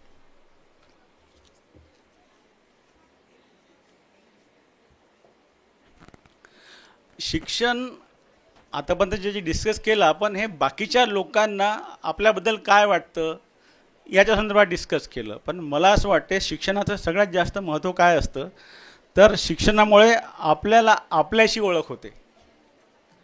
म्हणजे आपले स्ट्रॉंग पॉईंट काय आहेत, आपले वीक पॉईंट काय आहेत, याची जाणीव आपल्याला शिक्षणामुळे होते. कारण बघा, आपल्याला गोष्टी माहितीच नसल्या तर आपण नेहमी कॉम्पिटिशनमध्ये कुठे स्टँड करतो हे माहितीच राहत नाही. त्याच्यामुळे शिक्षणाचा आपण अशा प्रकारे फायदा करून घेऊ शकतो की जेणेकरून आपले आपले उणिवा, आपले स्ट्रॉंग पॉईंट्स आपण जाणून घेऊ शकतो. आपल्या उणिवावरती आपण प्रयत्न करू शकतो. शिक्षणाबद्दल एक प्लेटो हा एक ग्रीक तत्त्वज्ञ आहे, त्याचे एक वाक्य मला फार जास्त महत्त्वाचे वाटतात. तो म्हणतात की मनुष्य ज्या दिशेने शिक्षणाची सुरुवात करतो त्याच पद्धतीने त्या दिशेने त्याचे फ्युचर घडत जाते. म्हणजे आता तुम्ही ज्या दिशेने शिक्षणाकडे बघत आहात, तुमची सुरुवात जशी करत आहात, तुमचं फ्युचर तसंच घडणार आहे. त्याच्यामुळं शिक्षणाला तुम्ही खूप सिरियसली घेणं गरजेचं आहे. थोडक्यात सांगायचे तर शिक्षण तुमच्या व्यक्तिमत्वाचा विकास करण्यासाठी फार जास्त महत्त्वाचं साधन आहे. तर व्यक्तिमत्वाचा विकास म्हणजे बुद्धिमत्तेचा विकास. बुद्धिमत्तेच्या विकासाबद्दल बाबासाहेब काय म्हणतात? बाबासाहेब म्हणतात की बुद्धिमत्तेचा विकास हे मानवी अस्तित्वाचं अंतिम ध्येय आहे. आपण बाबासाहेबांना मानतो. म्हणजे ते इंग्लिशमध्ये म्हटलं की cultivation of mind is the ultimate goal of human existence. म्हणजे मनुष्याचं अस्तित्व जे आहे त्याच्यासाठी मानवाने बुद्धिमत्तेचा विकास करणं अतिशय जास्त गरजेचं आहे. आणि बुद्धिमत्तेचा विकास करण्यासाठी शिक्षण हा एकमेव मार्ग आहे. त्यामुळे शिक्षणाद्वारे आपण आपली ओळख अशी निर्माण करू शकतो. आता आपण जे काही डिस्कस केलं त्याच्यामध्ये आपल्याला लक्षात येईल की शिक्षण एक अशी शक्ती आहे ज्याच्यामुळे आपण स्वतः पण घडू शकतो आणि जगाला पण घडू शकतो. बाबासाहेबांनी आपल्या शिक्षणातून आपल्या कर्तृत्वातून हे आपल्याला दाखवून दिलेलं आहे. नॉलेज इज पॉवर हे आता सगळ्यांना माहीत असेलच. Knowledge is power. पण ज्यावेळी आपण म्हणतो नॉलेज इज पॉवर, पण हा जो म्हण आहे ही थोडीशी मला अर्धवट वाटते. तुम्हाला जर एखाद्या गोष्टीचं फक्त नॉलेज आहे आणि त्याचं तुम्ही अप्लिकेशन केलं नाही तर ते नॉलेज काही कामाचं नसतं. फॉर एक्झाम्पल, समजा तुम्हाला स्विमिंग कशी करायची याच्यावरती खूप सारे पुस्तकं वाचायला दिले, म्हणजे तुम्ही पाण्यात गेल्यावरती हात कसा हलवायचा, श्वास कसा घ्यायचा, आपली पोझिशन कशी असली पाहिजे, याच्यावरती समजा तुम्ही खूप पुस्तकं वाचले आणि तुम्ही पाण्यात उतरलेच नाही तर तुम्हाला पोहणं येईल का? नाही ना. त्याच्यामुळे शिक्षण is not power, the application of knowledge is power. म्हणजे हे जे आपल्याला नॉलेज मिळणार आहे त्याचं आपल्याला आपल्या आयुष्यामध्ये अप्लिकेशन करायचं आहे, ते आपल्याला अप्लाय करायचं आहे. तर तुम्हाला सगळ्यांनाच माहीत असेल की अभ्यास केल्यामुळे तुम्हाला हे मिळेल ते मिळेल, सगळ्यांनाच माहीत आहे. सगळेजण ऐकतात, वाचतात, सगळेजण तुम्हाला सांगतात. पण केवळ हे माहीत असणं आवश्यक आहे का? माहीत असणं काफी आहे का? नाही ना. त्याच्यासाठी तुम्हाला ते तुमच्या कृतीमध्ये उतरवावं लागेल. ह्या साऱ्या गोष्टी जोपर्यंत तुम्ही तुमच्या ॲक्शनमध्ये उतरवणार नाही, तुमच्याकडे असलेल्या नॉलेजचं अप्लिकेशन करणार नाही, तोपर्यंत त्या नॉलेजचा काही उपयोग नाही. मग हे नॉलेज याचं अप्लिकेशन आपण कसं करू शकतो त्याच्यासाठी थोडी त्रिसूत्री आहे. मुलांना आता इथून थोडंसं लक्ष द्या. आतापर्यंत मी जे बोललो ना हे साधारण या विषयाला संबंधित बोललो, पण आता याच्यानंतरचा जो मॅसेज आहे ना तो मला खऱ्या अर्थानं तुम्हाला द्यायचा आहे. नॉलेजचं अप्लिकेशन करायसाठी, त्याला ॲक्शनमध्ये आणण्यासाठी एक त्रिसूत्री आहे. ती त्रिसूत्री आहे ना खूप मोठ्या मोठ्या व्यक्तींनी आजमावलेली आहे आणि ती सगळ्या विद्यार्थ्यांसाठी आणि पूर्ण मानवासाठी ती अप्लिकेबल आहे. ती सूत्री आहे 3Dची. 3D म्हणजे discipline, dedication and determination. Discipline म्हणजे सातत्य. आपण डिसिप्लिन्ड असायला पाहिजे, सातत्य असायला पाहिजे. आपल्या अभ्यासामध्ये सातत्य असायला पाहिजे. सातत्य म्हणजे कसं असायला पाहिजे? कधी कधी काय होतं, आपण साधारण म्हणतो आता आज मी आराम करतो, आजचा अभ्यास उद्या करेन, उद्याचा अभ्यास परवा करेन, परवा अभ्यास मी पूर्ण दिवसभर अभ्यास करेन. पण या पद्धतीच्या आपल्या ॲप्रोचमुळे आपण सक्सेस मिळवू शकत नाही. त्याच्यासाठी आपला डिसिप्लिन महत्त्वाचा असतो. म्हणजे आपण रोज 2 तास जरी करायचे असले, फक्त 2 तास करा, न चुकतं करा, रोज करा. काहीही हो, किती कठीण प्रसंग हो, तुमच्या घरी पाहुणे येवो, तुमचे मित्र येवोत, ते 2 तास तुम्ही अभ्यासासाठी काढलेच पाहिजे. तर त्याच्यामुळे हा डिसिप्लिन तुमच्यासाठी नाही, सगळ्यांसाठीच महत्त्वाचं आहे. विद्यार्थीच काय, आज मी पण किंवा कोणीही पण डिसिप्लिनशिवाय सक्सेसकडे जाऊ शकत नाही. दुसरा D आहे डेडिकेशन. डेडिकेशन म्हणजे त्याग. आता तुम्हाला समोर जायचं असेल तर तुम्हाला तुमच्या सुख सुविधा, आराम, मनोरंजन याच्यापासून त्याग करायला पाहिजे. तुम्ही त्याग करायला शिकलं पाहिजे. अभ्यास करत असताना तुम्ही बाकीच्या गोष्टी सोडल्या पाहिजे, कारण हाच तुमचा पिरियड आहे जिथून तुम्हाला तुमची भविष्याची दिशा ठरत असते. डेडिकेशन. आणि तिसरा जो आहे तो डिटर्मिनेशन. डिटर्मिनेशन म्हणजे निर्धार. तुम्हाला जे करायचं आहे त्याचा निर्धार तुम्ही आतापासून करून ठेवा. जसं त्या मुलीने सांगितलं तिला आर्मी ऑफिसर बनायचं आहे, तिचा तो निर्धार आहे. जोपर्यंत तुम्ही तसा निर्धार करणार नाही तोपर्यंत तुमचे गोल तुम्हाला सहजासहजी मिळत नाही. साधारण एक एक्झाम्पल तुम्हाला सांगतो मी. समजा आपल्याला एखाद्या पर्वतावरती चढायचं आहे आणि त्या पर्वतावरती गेल्यावरती नेमकं तिथे काय आहे हे तुम्हाला माहितीच नाही आहे, तर पर्वतावरती चढणं फार बोरिंग होतं, फार कंटाळवाणं होतं. तुम्हाला वाटते जाऊ देत ना, कोण चढणार आहे. पण ज्यावेळी त्या पर्वतावरती गेल्यावरती तुम्हाला माहीत आहे की ती गोष्ट तुम्हाला मिळणार आहे आणि ती गोष्ट तुमच्या आवडीची आहे, त्यावेळेवर तुमचा प्रवास जो आहे तो सोपा होतो. कठीण जरी असला तरी तो तुम्ही पूर्ण करता. या संदर्भात आहे ना, अमेरिकन एक सायंटिस्ट आणि एक उद्योजक आहे, त्याचे एक वाक्य मला फार जास्त महत्त्वाचे वाटतात. तो म्हणतात, when why is powerful then how is easy.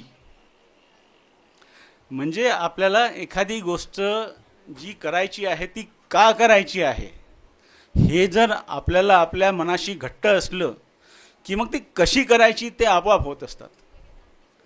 त्याच्यामुळे हे शिक्षण घेत असताना तुम्हाला नेमकं भविष्यात हे शिक्षण कुठल्या कामासाठी घ्यायचं आहे हे तुम्ही पक्कं करा. खूप मुलं असे असतील ज्यांना आपली आर्थिक परिस्थिती सुधारायसाठी शिक्षण घ्यायचं वाटत असेल.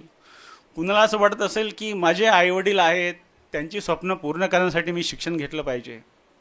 कुणाला असं वाटत असेल की मला IAS ऑफिसर बनायचं आहे, IPS ऑफिसर बनायचं आहे किंवा समाजसेवा करायची आहे, या कारणासाठी मला शिक्षण घ्यायचं आहे. त्याच्यामुळं तुम्ही जे करत आहात त्याच्या मागचा व्हाय शोधा. म्हणजे रोज सकाळी उठण्यासाठी तुम्हाला तो व्हाय असला पाहिजे. मी सकाळी उठायचं तर का उठायचं हे रिझन तुमच्याशी पक्कं असलं की तुम्ही बरोबर आपोआप त्या दिशेने चालू लागता. मग तो तुम्हाला डिसिप्लिन फार काही कठीण वाटत नाही. आणि हा डिसिप्लिन हा कंटिन्यू जर ठेवायचा असेल आपल्याला तर त्याच्यासाठी आपल्याला फोकस स्टडी करणं गरजेचं आहे. फोकस म्हणजे जसं मॅडमने आता सांगितलं, फोकस म्हणजे जसं सूर्याची किरणे त्या कागदावरती फोकस केल्यानंतरच त्याला सक्सेस मिळतं त्या कागदाला जाळायसाठी. तसा फोकस फार जास्त महत्त्वाचा आहे. ही फोकस म्हणजे आपल्या अभ्यासावरती किंवा आपण जे काही करत आहेत त्याच्यावरती लक्ष केंद्रित करणे. ही जी क्वालिटी आहे ना, ही अतिशय रेअर क्वालिटी आहे. आणि ही क्वालिटी ज्या विद्यार्थ्यांनी स्वतःमध्ये मिळवली ना त्याला 100% यश मिळते. आजकाल मोबाईलचं युग आहे, त्याच्यामुळं डिस्ट्रॅक्शन खूपच इझी आहे. प्रत्येक मिनटाला काय होतं, कुठून तरी मेसेज येतो, व्हॉट्सअप काहीतरी येतो, काहीतरी ॲडव्हर्टाईजमेंट येते आणि आपण साधारण काय म्हणतो, मी बस थोड्या वेळासाठी बघतो आणि बघता बघता अर्धा तास 1 तास कसा निघून जातो कळतच नाही. मग व्हिडिओ गेम खेळत बसतो, आपण खेळतो ना, काहीतरी करत बसतो, तुमचा वेळ कसा जातो कळत नाही.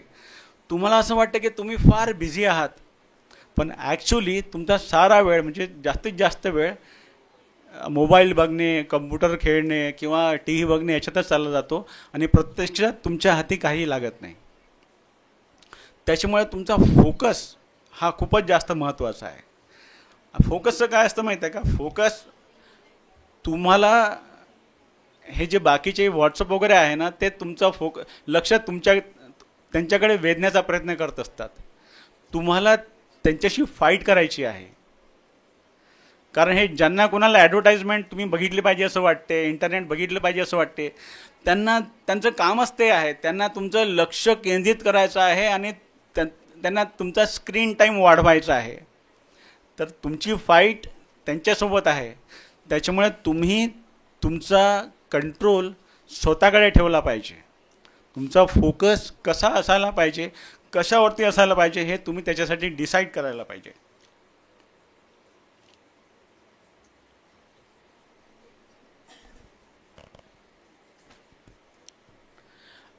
याचा अर्थ असा नाही की मोबाईल आपण सोडूनच द्यायचा. मोबाईल आजची काळाची गरज आहे. त्याच्यामुळं मोबाईलचा आपण नियंत्रित वापर करणं गरजेचं आहे. नियंत्रित वापर म्हणजे जेवढे अभ्यास करत असतो त्यावेळी सायलेंटवर करून ठेवा. मोबाईल तुमच्यासोबत ठेवूच नका, साईडला ठेवून द्या. म्हणजे तुम्ही ज्यावेळी विदाऊट डिस्ट्रॅक्शन 2 तासात जरी अभ्यास केला तरी तो तुमचा विथ डिस्ट्रॅक्शनच्या 5 तासापेक्षा जास्त प्रभावी असतो. त्याच्यामुळं असं ठरवा की नाही बाबा, मी आता एवढा वेळ मोबाईल बघणारच नाही, मी कम्प्युटर बघणारच नाही, मी टी व्ही बघणारच नाही, मी केवळ अभ्यास करेन. त्याच्यानंतर बघा ना, तुमचा एकदा तो टार्गेट पूर्ण झालं, तुम्ही जो तुमच्या डिसिप्लिनमध्ये थोडा जो वेळ अभ्यासाला दिला होता तो एकदा तुमचं पूर्ण झाला की नंतर तुम्ही तुमचं बघू शकता ना. पण त्याच्यासाठी तुमचा फोकस ढळू नये याची काळजी तुम्ही घेतली पाहिजे. आणि टेक्नॉलॉजी काय आहे,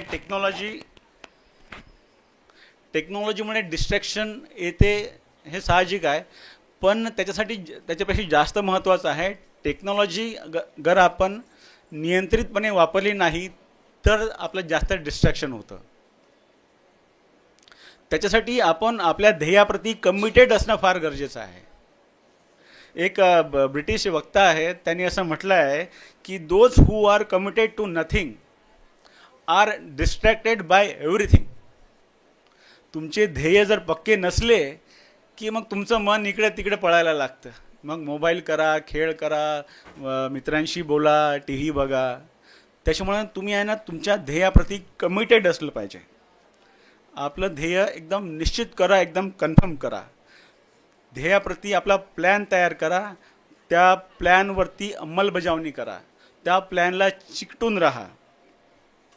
कारण बघा, तुम्ही आता मला वाटते सर खेड्यापाड्यातून लोक मुलं आहेत ना, तुमची कॉम्पिटिशन फक्त तुमच्याशी नाही आहे, तुमची कॉम्पिटिशन आहे आता जगातील सगळ्या मुलांशी. कारण इथून पुढे competition is going to be very tough. त्याच्यामुळं आहे ना तुम्ही स्वतःला त्या कॉम्पिटिशनमध्ये टाका.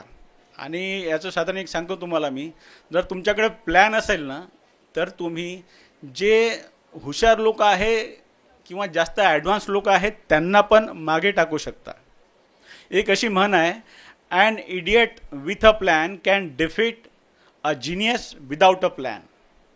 हे साधारण लक्षात घ्या तुम्ही, कारण तुमच्यासोबतचेच कोणी हुशार असेल, ते कासवा आणि सशाची आहे आपल्याकडे, तो ससा किती हुशार असतो आहे ना, तो कासव आपल्या डिसिप्लिन पद्धतीने समोर जात असतो आहे ना, त्याच्यामुळे तो आपल्या प्लॅननी पुढे जातो आहे ना, आणि शेवटी तो त्या कासवाला त्या सशाला हरवतो. त्याच्यामुळं कुणीही कुणालाही हरू शकतो, फक्त त्याच्याकडे डिसिप्लिन पाहिजे आणि डेडिकेशन पाहिजे. स्वतःला कुणीही कमी समजू नका. कारण आहे ना, खेड्यापाड्यामधून एकदम गरीब घरातून अतिशय उच्च पदावर गेलेले खूप सारे उदाहरणं आपल्याला मिळतील. अशा उदाहरणाचा अभ्यास करा, त्यांचा तुमच्याशी संबंध जोडा आणि आपण हे कसे करू शकतो ते शोधा.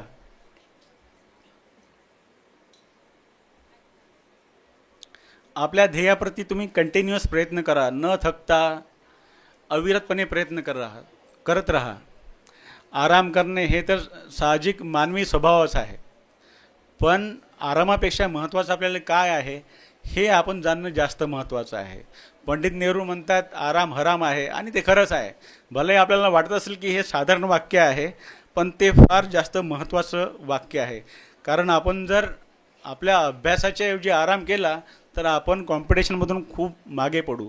तर ही कॉम्पिटिशन तुमची भले दुसऱ्यांची तर असतेच, पण तुम्ही स्वतःशी कॉम्पिटिशन करा.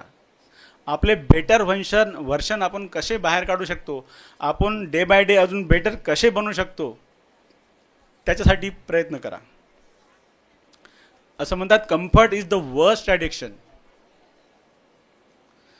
Comfort is an addiction. Addiction म्हणजे एक प्रकारचं काय म्हणते व्यसन आहे. आपल्याला साधारण म्हणजे मानवी स्वभाव किंवा मानवी मेंदूचा विकास असा झाला आहे की आपण साधारण सोपी गोष्ट बघण्याचा प्रयत्न करतो. म्हणजे अभ्यास करायचा असेल तर नको, मी टी व्ही पाहतो, किंवा बाहेर जायचं असेल, खेळायला जायचं असेल तर नको, मी घरी आराम करतो. तर मानवी मेंदूचा विकासच तसा झाला आहे की जो आहे ना आपली एनर्जी सेव्ह करायला बघत असतो. पण जर आपल्याला आपले ध्येय गाठायचे असेल तर आपण आपला आराम सोडून आपल्या ध्येयाप्रती ॲक्टिव्ह झालं पाहिजे. आणि हे जे डिस्ट्रॅक्शन होत असतं आपलं, या डिस्ट्रॅक्शनसाठी मेन काय कारण आहे, आपल्या ध्येयाप्रती स्पष्टता नसणे. आपले ध्येय एकदम स्पष्ट करा, क्लिअर करा, मला काय बनायचं आहे आणि त्याच्यासाठी प्लॅन करा. त्याच्यासाठी तुम्हाला काय करावं लागेल, कोणत्या मार्गाने जावं लागेल, हे सगळं तुम्ही त्याच्यामध्ये ठरवा. तुमचे ध्येय वेगवेगळे असू शकते. कुणाला पैसा कमवायचा असू शकते, कुणाला आईवडिलांची स्वप्नपूर्ती करायची असते, कुणाला परिस्थिती बदलवायची असते. तर त्याच्यामुळे आहे ना, तुम्ही तुमचे ध्येय निश्चित करा आणि ते तुम्हाला ते का करायचं आहे हे डिसाईड करा. साधारण मला वाटते तुम्ही 9वी 10वी 11वीची मुलं आहात ना. हा 9वी 10वी 11वी हा तुमचा एकदम महत्त्वाचा पिरियड आहे. तुमच्या आयुष्याला कलाटणी देणारा पिरियड आहे. त्याच्यामुळं या पिरियडमधला each and every hour, each and every क्षण तुम्ही आहे ना एकदम जपून वापरा. म्हणजे तुम्ही ज्यावेळी मनोरंजन करत असतात तेव्हा you are doing that at the cost of your hard work. तर त्याच्यामुळे आहे ना तुम्ही आणि तुम्ही तुमचं लाईफ रुईन करत असतात. ज्यावेळी आपण आराम करतो, मनोरंजन करतो ना, त्यावेळी तुमच्या आयुष्याचं काहीतरी भाग तुम्ही खराब करत असता. हे तुम्ही लक्षात ठेवायला पाहिजे. आणि तुम्ही हे लक्षात ठेवा की तुमची स्टोरी आहे, तुम्हाला तुमचं आयुष्य घडवायचं आहे आणि या स्टोरीचे हिरो तुम्ही स्वतःच आहात. ते सगळं तुम्हालाच करायचं आहे. हा रस्ता, सक्सेसचा रस्ता किती कठीण असला तरी तो तुम्हाला स्वतःलाच पार करायचा आहे. त्याच्यामुळे कुठलेही काय म्हणते प्रोक्रॅस्टिनेशन न करता, कुठलेही रिझन न देता आपल्या ध्येयाप्रती तुम्ही सतत कार्य करत राहा. तुमचे ध्येय आहे ना नेहमी उच्च असले पाहिजे. स्वतःला तुम्ही कधीही कमी लेखू नका, कारण स्वतःला कमी लेखणे हा क्राईम आहे. आणि तुम्हाला इंटरनेटमध्ये मिळेल की कोण व्यक्ती एकदम साधारण परिस्थितीतून कसे सक्सेसफुल झालेले आहेत. त्याचं उत्तम उदाहरण म्हणजे बाबासाहेब आहेतच. त्याच्यामुळे तुम्ही अशा उदाहरणाचा अजून अभ्यास करा, स्वतःवरती विश्वास ठेवा. Think in mind that you are best. स्वतःला कमी समजायचं नाही, असं समजायचं आहे की मी बेस्ट आहे, मी माझ्या क्षेत्रात बेस्ट आहे. माझ्या डिसिप्लिनद्वारे मी कुणालाही हरू शकतो. माझ्या डेडिकेशनद्वारे आणि माझ्या डिटर्मिनेशनद्वारे मी कुठल्याही स्पर्धा परीक्षेमध्ये पास होऊ शकतो. कोणत्याही एक्झाममध्ये मी चांगल्या पद्धतीने मार्क मिळवू शकतो. हे लक्षात ठेवा, आपला सक्सेसचा जो मार्ग आहे तो सोपा मार्ग नाही आहे. पण या मार्गाने जात असताना सक्सेस नक्कीच मिळते. जर तुम्ही डिसिप्लिन्ड असाल, डेडिकेटेड असाल आणि डिटरमाइंड असाल तर तुम्हाला सक्सेस नेहमी मिळेल. आणि हा रस्ता जरी संघर्षाचा असला तरी तो तुम्हाला स्वतःलाच पार करायचा आहे. हे तुम्ही स्वतःशी खूणगाठ बांधा. आणि एक साधारण शेवटी तुम्हाला सांगतो की एज्युकेशन, शिक्षण आणि अभ्यास याचे मूळ कितीही कडू असले तरी त्याला लागणारी जी फळे आहेत ना ती फार मधुर असतात. त्याच्यामुळं त्या मधुर फळांचा विचार करा आणि त्या दिशेने तुम्ही आत्ताच कामाला लागा. एवढं बोलून मी माझे 2 शब्द संपवतो. पहिल्यांदा जे आलेले आहेत, पहिल्यांदा कार्यक्रमाला आले त्यांनी हात वरती करा. First time. Very good, very good. नाही, अरे पहिल्यांदा म्हटलं, फक्त पहिल्यांदा इथे आले आहेत. हां, ठीक आहे, ओके, थँक्यू. हां, म्हणजे ॲक्च्युली फक्त मुलींनाच अलाउड होतं, पण हे मुलं आलेत, काय हरकत नाही, तुम्हाला अलाउड आहे. हां, अरे तुमचा वेगळा प्रोग्राम घेऊ आपण, ठीक आहे ना. आवडे मॅडम आहे तुम्ही. हां, तुमचा वेगळा प्रोग्राम घेऊ. माझी इच्छा होती की 100% महिलाच असतील, मुलीच असतील, पण तुम्हाला एंट्रीली या ना. थँक्यू म्हणा. अरे जोराने म्हणा रे, सगळ्यांनी म्हणा. क्या बात आहे, instant. Very good, very good.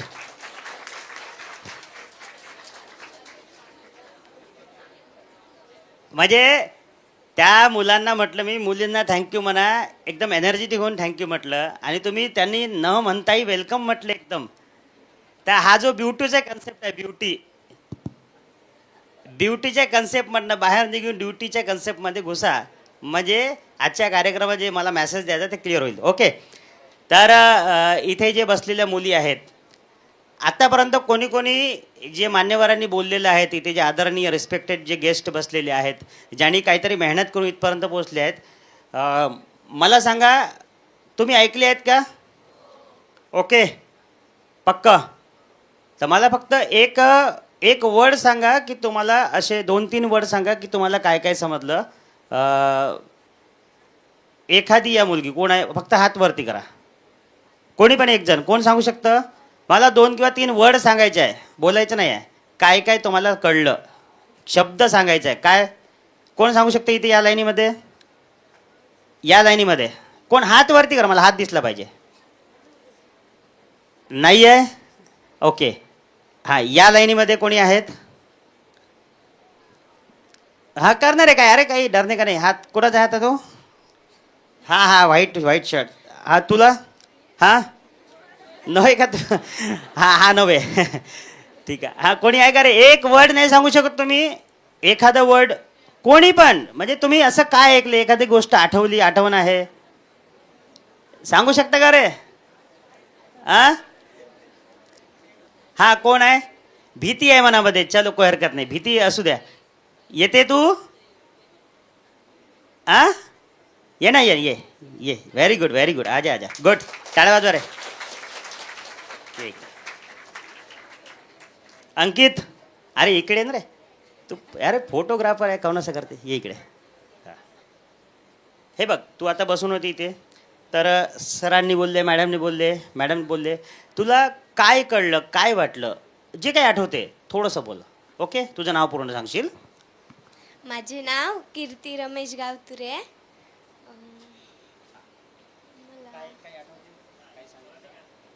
Dedication, discipline, description,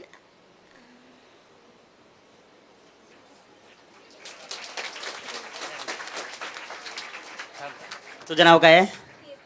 कीर्ती. प्रश्न ते नाही आहे 3 वर्ड. प्रश्न हे आहे की ती तिथून आली. कळलं तुम्हाला. आता तुम्ही हिच्यापेक्षा जास्त मार्क घेतले तरी माझ्या नजरेमध्ये आमच्या या सिलेबसमध्ये तुम्ही फेल आहेत. हे टॉपर आहेत. हिच्यासाठी टाळा वाजवा. तुमचं शिक्षण तुमची डिग्री कुठल्याच कामाची नाही जर ते शिक्षण तुम्हाला डेअरिंग देत नसेल तर. आता कळलं. आता परत प्रश्न करतो थांब इथेच जाऊ नको.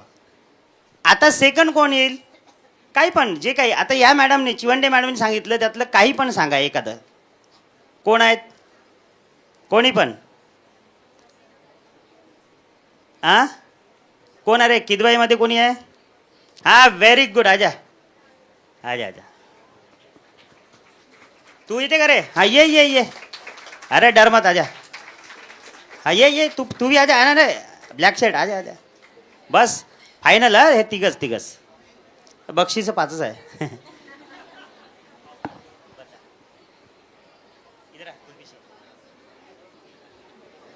हेलो, मेरा नाम गुलफिशा नाज है और मैं किदवई स्कूल से हूँ.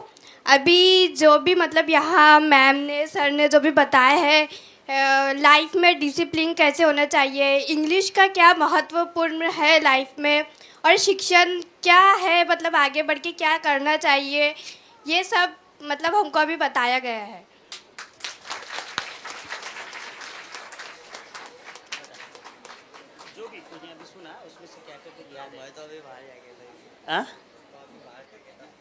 अच्छा ओके तू आहे तू फिर. अच्छा ठीक आहे एक चान्स एक पाहिजे कोणतरी. कोण येत आहे. व्हेरी गुड ये व्हेरी गुड. हां गुड. अरे आवडे मॅडमला छान वाटेल. माझं नाव प्रबुद्ध वनकर आहे. मी श्री साईनाथ कडोली विद्यालयामधून आहे. मी सरांनी सांगितलेलं एक उदाहरण सांगू इच्छितो. Sir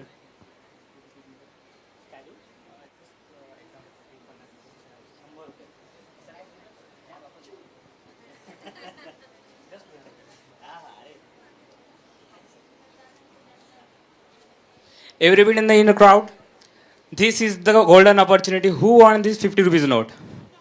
Everybody. Those who want, I give you. Anybody here? This is the last chance. Everybody. Who want this? Want? Anybody want? ज्याला हवाय. कोणाला हवाय. हवाय. आखरी चान्स. हवाय.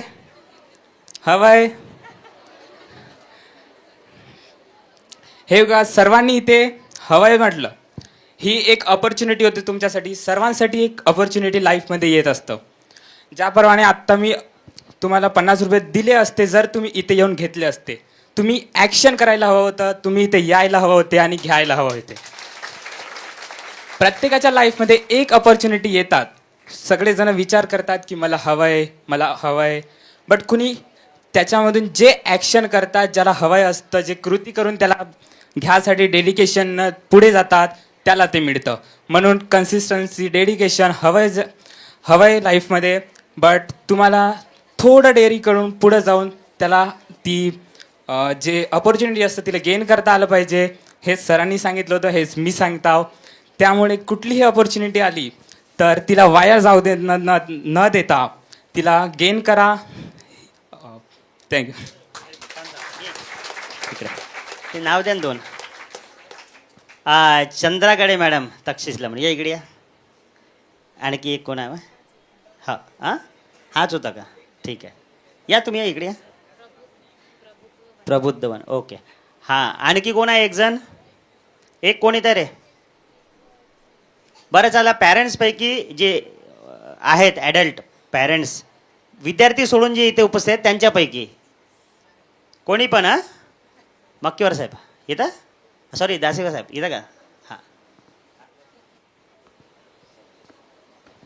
हॅलो, मला सर्वप्रथम एक गोष्ट सांगायची इच्छा आहे की सोनटक्के सरांना मी मागच्या 10 वर्षापासून ओळखतो आणि त्यांचं पहिलं कार्यक्रम डॉक्टर बाबासाहेब आंबेडकर सभागृह जे आहे तिथे झालं होतं. त्यांनी लहान लहान मुलापासून मोठ्या मुलांना मोटिवेशन करायचं, खास करून नागपूरहून मोटिवेशनचे सरांना, मेश्राम सरांना बोलवलं होतं.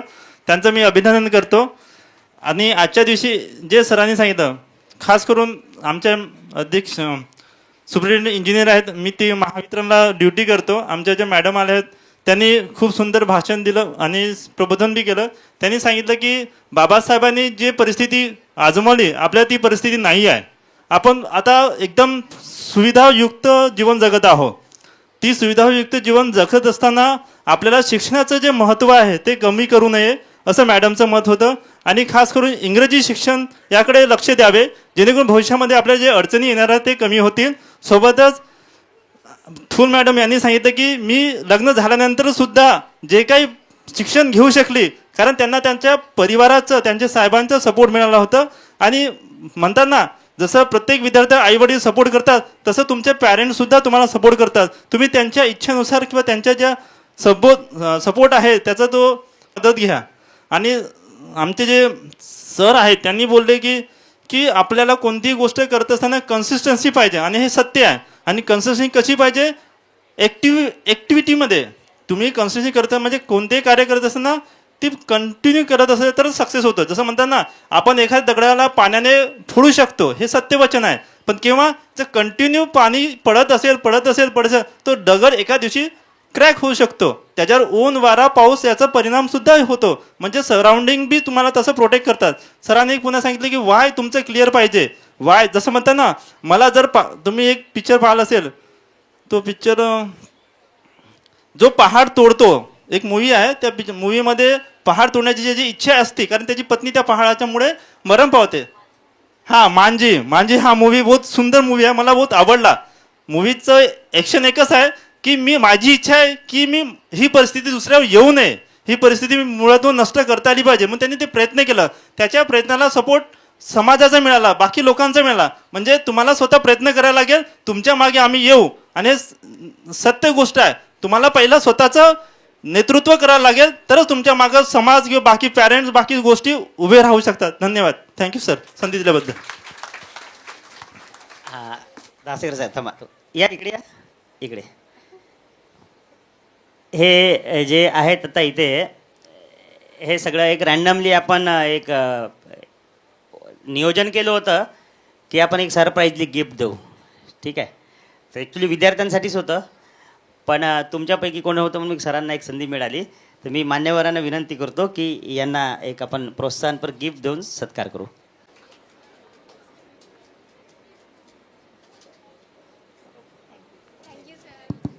थँक्यू. यांच्यासाठी पुन्हा एकदा जोरदार टाळ्या होऊ द्या. हां, बघा, या तुम्हाला असं एक बुक देण्यात येईल शेवटी. जायच्या अगोदर तुम्हाला इथे फीडबॅक लिहायचा आहे. ओके, की तुम्हाला आज दिवसभरात म्हणजे सॉरी इथे बसले तर तुम्हाला काय काय कळलं, काय काय वाटलं, जे काही वाटलं. निबंध समजते ना तुम्हाला? निबंध म्हणजे काय? मनात जे असेल ते लिहा. ज्याला काही बंधन नसेल त्याला म्हणतात निबंध. काय म्हणतात? ज्याला काहीच बंधन नाही आहे त्याला निबंध. म्हणजे काही बंधन नाही आहे असं लिहिलं पाहिजे. तुम्हाला वाटते ते लिहा. लिहिता पण आला पाहिजे, बोलता पण आला पाहिजे. त्यासाठी हे सांगितलं आहे. आणि ज्यांचे जे बक्षिसं आहेत, विद्यार्थी आले आहेत सगळे बरोबर व्यवस्थित? ओके. जीवने सर, गाडी जी होती ना ती थोडीशी खरदड होती, म्हणून म्हटलं मॅडमला 5 मिनटं मला बोलू द्या. अदरवाईज काय होते, मुलांची सायकोलॉजी लक्षात घेतली तर बोलण्यापेक्षा जास्त त्यांना समजणं महत्त्वाचं आहे. आपण एवढी मेहनत करून बोलतो आहे तर एक एक शब्द त्यांच्या डोक्यात गेला पाहिजे. ए बाली, हां तुमच्या शाळेत येणार आहे मी. ठीक आहे ना? ओके. दानी कुठे गेली का? हे बघ ना, बोलताय ना तिकडे. ठीक आहे. तर बघा, अरे हे अतिशय भयंकर आहे रे. तुमच्या आयुष्यामध्ये तुम्हाला माहिती नाही आहे. ठीक आहे, आपण हसी मजाकमध्ये आहोत, हसत खेळत आहेत. तुम्हाला कळते काय तुम्ही इथे जे बसलेले आहेत तुम्ही कोणते 10th आहेत, 11वी 12वीमध्ये आहे, 9thमध्ये आहेत, बरोबर आहे ना? पण तुम्हाला माहिती आहे का शिक्षण कसं सुरू आहे? अरे तुम्ही 10वीमध्ये जे पुस्तक, 9वीमध्ये जे पुस्तक वाचता, आता एक शाळा 9वीतलं पुस्तक बघ. आता माझा मुलगा इथे, त्याची तब्येत ठीक नाही, त्यांनी गोळी घेतली आत्ता. त्याची तब्येत ठीक नाही, गेल्या 8 दिवसापासून माझी तब्येत ठीक नाही. मी फक्त ॲक्टिंग करतो आहे बाहेरून, आतमधून सगळं विकनेस आहे. ते मला माहीत आहे. माझ्या बायकोने अजून सकाळपासून जेवण नाही केलं आहे, तर त्याच्यामुळे तेवढं लोड घेऊ नका. मी पण उपाशीच आहे. हां, ते करा लागते. ते काय कॉर्पोरेट कंपनीत काम केलं आहे तर आम्हाला सांगितलं आहे, भैया बाहर से मजबूत दिखना, अंदर कितना भी प्रॉब्लेम रहे तो वो अंदर रखना. तर आयुष्यात जर समोर जायचं असेल, घाबरायचं नसेल, लाचार व्हायचं नसेल तर वो अंदर फाईट करणे का बाहर मत दिखाव. मग ती लाचारी असो, गरिबी असो, कमजोरी असो. ओके. तर सिलेबस जे आहे आपला, माझा मुलगा 8व्या वर्गामध्ये आहे, कार्माल अकॅडमी. थांब रे ब्राईट, ऐका रे, शाळेचं नाव खराब करू नका. हां, माझा मुलगा 8व्या वर्गात आहे. ठीक आहे, तुम लोग 8वीं में हो ना? 9वीं में है. 9वी 10वीमध्ये. माझा पोरगा 8वीमध्ये आहे. त्याचं शाळेचं पुस्तक बघितलं मी, ICSEचं सिलेबस आहे, CSE मोठा बोर्ड आहे. तो 8वीमध्ये जो एखादा सायन्सचा सब्जेक्ट असेल, इतिहास असेल, हिस्ट्री असेल, याचं पुस्तक वेगळं आहे, दुसऱ्या शाळेतलं वेगळं आहे, त्या शाळेतलं वेगळं आहे, तुमचं वेगळं पुस्तक आहे. मग तुम्ही कधी विचार केले आहेत का की 8व्या वर्गातला, भारतातला, महाराष्ट्रातला, चंद्रपुरातला, मूलमधला कुठलाही असो, असू नको रे, राजुऱ्यातला कुठलाही पोरगा असो, हाच मत. हां, तो हे अतिशय गंभीर विषयावरती आपण बोलू आहे. आम्ही आमच्या आयुष्यातला वेळ काढून इथे येतो आहेत तुमचं आयुष्य घडवण्यासाठी. आपल्याला क्वांटिटीपेक्षा क्वालिटी महत्त्वाची आहे. बाबासाहेब एक झाले म्हणून तुम्ही इथे सुखानं बसू शकले, कळलं ना? तर एक बाबासाहेब कोण आहे आम्हाला इथे शोधायचं आहे, आणि त्याच्या पाठीमागे पूर्ण ताकदीने आम्ही उभे राहून त्याला मोठं करू, कळलं काय? बाबासाहेबाच्या मागे शहाजीराव होते, सयाजीराव गायकवाड होते, शाहू महाराज होते. हे राजे आहेत इथे बसलेले. काय आहे, पदाने राजे आहेत, मनाने राजे आहेत. हे तुम्हाला सहकार्य करायला तयार आहेत. तुम्हाला घ्यायला आलं पाहिजे, घेता आलं पाहिजे, म्हणून तुम्हाला इथं आणलं आहे. तुमची वय खूप छोटी आहे, तुम्ही एवढे काही मोठे मॅच्युअर्ड नाही आहे. त्याच्यामुळे तुमचा बॉलिशपणा तिथपर्यंत ठीक आहे जिथपर्यंत एक लेवल असते. बट ज्यावेळेस सिरियसनेस असते त्यावेळेस गंभीर होता आलं पाहिजे आयुष्यामध्ये. अदरवाईज तुम्ही तुमच्या आयुष्यामध्ये आईवडिलांचा वेळ, विचार, पैसा सगळं वेस्ट करू शकाल, करत राहाल. ते मोबाईल तुम्हाला सत्यानाश करण्याचा भाग वेगळा. ओके. तर सिलेबस कसं सुरू आहे, या देशामध्ये किती मोठं भयंकर षडयंत्र सुरू आहे. अरे 8व्या वर्गातला पोरगा माझा पोरगा CISE मध्ये बोर्डामध्ये शिकतो आहे. मोठ्या लेवलचा सिलेबस आहे, हाय लेवलचा सिलेबस आहे. माझ्याच समाजातला, माझ्याच देशातला, माझ्याच बाजूचा पोरगा एका दुसऱ्या शाळेत शिकतो आहे, तिसऱ्या शाळेत शिकतो आहे. वेगवेगळी पुस्तकं आहेत 8व्या वर्गातली, सगळ्यांची सारखी पुस्तकं नाही आहे. माझ्या मुलाच्या मराठीच्या पुस्तकामध्ये, हिस्ट्रीच्या पुस्तकामध्ये वेगळा इतिहास आहे, तुमचं वेगळं आहे, त्याचं वेगळं आहे. मग तुम्ही हे कॉमन कसे, म्हणजे तुमची समानता कशी येणार आहे, तुम्ही कॉम्पिटिटर कशी तयार करणार आहेत? मला असं म्हणायचं आहे, माझ्या मुलाच्या शाळेतला पोरगा टॉपर जो आहे तो टॉपर कसा होऊ शकतो यार? जे पुस्तक त्याचं वेगळं आहे, तो त्याच्या क्लासमधला टॉपर होऊ शकतो, शाळेतला होऊ शकतो, तो समाजातला, देशातला टॉपर होऊच शकत नाही. तो कसं काय कम्पॅरिझन करू शकतो? वेगवेगळी पुस्तकं आहेत. तुम्ही सिलेबस सेम करा आणि मग म्हणा सगळी पुस्तकं सारखी होती, आम्ही परीक्षा घेतली म्हणून हा टॉपर झाला आहे. लक्षात घ्या, भांडवलदारांची पोरं, पैसेवाल्यांची पोरं वेगळ्या शाळेत चालली आहे, गरिबांची पोरं, मिडल क्लासची पोरं वेगळ्या शाळेत आहे, आणि ज्यांच्याकडे खाय प्यायचे वांदे आहे त्यांच्या शाळेत, मी शाळेत जातो आहे स्वतः, मला माहीत आहे, मी हॉस्टेलला पण जातो आहे. अरे तुम्ही खूप चांगले आहेत, खूप चांगल्या लेवलमध्ये आहेत. त्या शाळेत जाऊन भेटी द्या जिल्हा परिषदच्या, तिथे काय अवस्था आहे त्या हॉस्टेलमध्ये जाऊन भेटी द्या. त्यांना 2 टाईमचं जेवण भेटत नाही, भात मिळतो, ढेकळ्यासारखा भात मिळतो, ते ॲडजस्ट करतात. तुम्हाला दाखवण्याची गरज आहे. आज आमचा प्रयत्न हा असतो की या मंचच्या माध्यमातून तुमच्यामध्ये जे वैचारिक सिरियसता जी आहे ती आली पाहिजे. कळतं ना तुम्हाला? हां, काय लिहिलं वाक्य? गुलामाला गुलामीची जाणीव करू. अरे गुलामच आहे, अख्खा भारत देश गुलाम आहे, काही स्वतंत्र राहिला नाही. मानसिकदृष्ट्या सगळं गुलाम करून ठेवलं आहे तुम्हाला. मोबाईलने तर सत्यानाश केला आहे. म्हणून त्या रील लाईफमधून बाहेर येऊन रिअल लाईफमध्ये नेमकं काय करायचं आहे, आपण अडकलेल्या या ट्रॅपमधून कसं बाहेर निघू शकतो. मला माहिती आहे या एका कार्यक्रमात काही होत नाही, पण सर आम्ही एवढे कार्यक्रम घेतले. आत्ता वावरेसाहेब मी तुमच्याकडे आलो मागे, तुम्हाला भेटल्यानंतर मी कल्पना बुकडेमध्ये गेलो तर संगीतवार साहेबाकडे. माझे व्यापारी मित्र होते आणि माझे काही कंपनीचे माणसं होते. मॅडम बोलता बोलता तिथे 2 मुली आल्या, कुठल्या मला माहीत नाही. त्यांनी माझ्या पाया पडल्या आणि सर जय भीम म्हणाले. सर तुम्ही इकडे कुठे? मी ओळखलंच नाही. म्हटलं यार मी ओळखलं नाही तुम्हाला. सर तुम्ही आमच्या हॉस्टेलला आले होते ना? तर मी म्हटलं हो. हां हां हां, अच्छा तुम्ही आहे का रे? म्हणजे लक्षात घ्या की चांगलं काम कधी मरत नाही. म्हणून आपल्याला काय करायचं आहे. आता मला पण माहिती नव्हतं की मी त्यांना कधी भेटलो, कुठल्या वर्षी भेटलो. त्याचे पडसाद मिळाले. तुम्ही आज इथे बसून आहे, मला 100 नाही 1,01% विश्वास आहे की हा जो कार्यक्रम आहे उभ्या आयुष्यात तुमच्या डोक्यातून जाणार नाही. कारण तुमच्यासारखाच विद्यार्थी मी पण कुठेतरी बसून होतो, आम्हाला पण आठवते. ओके, फक्त तुम्हाला प्रोटेक्शन मिळालं पाहिजे, काहीतरी खाद्य मिळाले पाहिजे. एवढ्या मोठ्यावर पदावर गेलेली लोक जी आहे ती काही साधी सिंपल नाही आहे, खूप मेहनत करून गेली आहे. तर असं वाटतं की आपल्याला यांचा अनुभव तुमच्यापर्यंत पोहोचला पाहिजे. अरे तुम्ही यांच्याकडे जायचं असेल तर अपॉइंटमेंट घ्यावं लागते, माहिती आहे का तुम्हाला? साहेब कमिशनर आहेत. मॅडमच्या ऑफिसमध्ये जातो आम्ही. मी जेव्हा जातो तर चिठ्ठी लिहावं लागते पहिले. तो बाजूचा रिसेप्शन विचारतो किसको मिळणार आहे? नाही चिवंडे मॅडम का? हां ठीक आहे, ये लिखो. चिठ्ठी देते मला, मग नाव नंबर सगळं देतो. तिथे भटीचं स्वरूप लिहायला लागते. मग तो चिठ्ठी घेतो, मग मला वेटिंग रूममध्ये बसवतो. मी माझी मिसेस मी नेहमी जातो. मग ते थोड्या वेळाने बोलवतात, मॅडमने आपको बुलाय. म्हणजे यांना भेटायला चिठ्ठी द्यावं लागते, ते लोक तुम्हाला भेटायला वेळ देतात. किती रिस्पेक्ट करायला पाहिजे तुम्ही. कळत आहे तुम्हाला? नाही कळत आहे?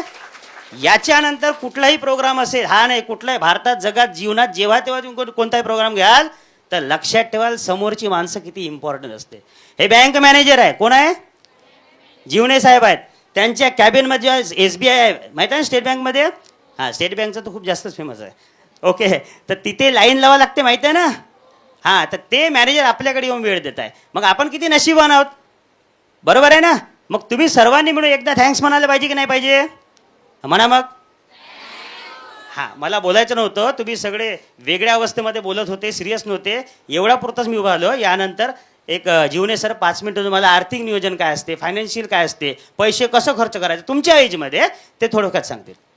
सरांनी एकदम शाळेची आठवण काढून दिली. ज्या पद्धतीने तुम्हाला सुनावलं त्या पद्धतीने आम्ही ऐकत होतो कधीतरी. आणि जोपर्यंत आम्ही ऐकत नव्हतो तोपर्यंत आम्ही तुमच्यासारखे शांत बसत नव्हतो. सारखी परिस्थिती होती. डायरेक्ट विषयावरती येतो. मंचावर उपस्थित सर्व मान्यवर आणि तुम्ही सर्व विद्यार्थी मित्रांनो, एक तुमचं जसं चुलबुल चालू आहे तर तुमच्या पद्धतीने एक थोडा या विषयाकडे जातो. जेव्हा या स्क्रीनवरती एक फोटो दिसतो आहे आपल्याला, त्या फोटोमध्ये जे बाबासाहेब बसलेले आहेत त्यांच्याकडे पाहून आपल्याला काय वाटते, म्हणजे कसं त्यांची जी बसण्याची शैली आहे, ठीक आहे. बाबासाहेबच सोडून द्या, आपले जे काही इन्स्पिरेशनल माणूस असतील जसं APJ अब्दुल कलाम पकडून घ्या, ठीक आहे. त्यांच्याकडे पाहिल्यावर आपल्याला काय वाटते? त्यांच्याकडे पाहिल्यानंतर जसं बाबासाहेबांना पाहिल्यानंतर आपल्यालासुद्धा गर्व येतो. हा गर्वपणा त्यांच्याकडे कुठून आला? त्यांनी केलेली जी काही गुंतवणूक आहे, त्यांनी शैक्षणिक गुंतवणूक केली, त्याच्यामुळे त्यांच्याकडे हा गर्वपणा आलेला, ठीक आहे. आता मला सांगितलेलं आहे की तुम्हाला आर्थिक नियोजन कसं करायचं ते सांगण्याबद्दल. तुमचं वय एकदमच छोटं आहे, म्हणजे तुम्ही गुंतवणूक जी काही करायची आहे ती शैक्षणिक गुंतवणूक करायची आहे. तुम्हाला आर्थिक गुंतवणूक करायची गरज नाही, कारण की आर्थिक गुंतवणूक करायला तुमचे वडील, तुमचे जे पॅरेंट्स आहेत ते सक्षम आहेत. तर तुम्ही लक्ष दिलं पाहिजे तुमच्या अभ्यासाकडे. अभ्यासात कसं असतं की प्रत्येक पान जेव्हा तुम्ही वाचता, आपण का बरं वाचतोय त्याचा फायदा आपल्याला का बरं होणार आहे, ते फक्त तुम्हाला वार्षिक याच्यासाठी आहे. पण कोणते कोणते तुम्हाला धडे असे असतात ते तुम्हाला आयुष्यभर पुरतात. जे आपण लहानपणी शिकतो ते तुम्हाला समोर आयुष्यभर शेवटपर्यंत चालतात. असे काही गुंतवणुकीचे जे आहेत तुमचे त्याच्याकडे लक्ष देऊन त्याच्याकडे मुद्देसूद ते काय सांगायचा प्रयत्न करतात, आपले शिक्षक आपल्याला काय सांगायचा प्रयत्न करतात, याच्याकडे तुम्ही लक्ष दिलेलं पाहिजे. तुमचं वय जसं आता तुम्ही 10वीत वगैरे आहात, 8वी 9वी म्हणजे याच्याकडे 8वी 9वीतल्या पोरांकडे आहे. त्या पोरांनी असं पाहिलेलं पाहिजे की 10वीत कोण पुढे येतोय, त्यांनी काय केलेलं आहे, 12वीत कोण पुढे चालला आहे, ठीक आहे, त्यांनी त्याच्यासाठी काय काय प्रयत्न केलेले आहेत. तुम्ही मजा मस्ती करता या सर्व गोष्टी ठीक आहेत, त्या करायलाही पाहिजे. या वयात नाही कराल तर मोठं झाल्यावर तुम्हाला करता येणारच नाही. त्याच्यानंतर तुमच्या जबाबदाऱ्या खूप जास्त असतात. या वयात तुम्ही मजा मस्ती करा, पण जे 10वीतले असतात, 11वी 12वीतले असतात, त्यांनी थोडा आपला हा कलाटणीचा तुमचा म्हणजे हा टप्पाच तुमचा कलाटणीचा आहे. तर त्यासाठी तुम्ही जरा सिरियस व्हायला पाहिजे. सिरियसली तुम्ही त्या याच्याकडे लक्ष दिलं पाहिजे. आता जो व्यक्ती, जो विद्यार्थी जो 10वीत टॉप करतो नाही तर 12वीत टॉप करतो, त्याला काय होते, त्याला आपल्यापेक्षा चांगलं कॉलेज मिळते. आजकाल शासकीय जे काही आहेत, जसं इंजिनिअरिंग कॉलेज आहे, वैद्यकीय कॉलेज आहे, तुम्हाला जिकडे जायचं असेल त्या याच्यात गव्हर्नमेंट एवढी फॅसिलिटी देतो की जरी आपली आर्थिक परिस्थिती, आपल्या आईवडिलांची आर्थिक परिस्थिती तेवढी सुंदर नसेल तरी हे गव्हर्नमेंट आपल्याला ते प्रोव्हाइड करते की त्या माध्यमातून आपलं जे शिक्षणासाठी जेवढा जास्त खर्च लागायचा असतो तो लागत नाही. आणि आता ॲज अ बँकर म्हणून मी तुम्हाला सांगतो, जसं 12वीनंतर कोणाकोणा विद्यार्थ्याला एक टेन्शन येते की आमची आर्थिक परिस्थिती व्यवस्थित नाही, माझे वडील मजुरी करतात नाही तर माझे वडील शेती करतात. तर बँकेकडून अशा विद्यार्थ्यांना जे हुशार आहेत त्या विद्यार्थ्यांना लोन मिळते.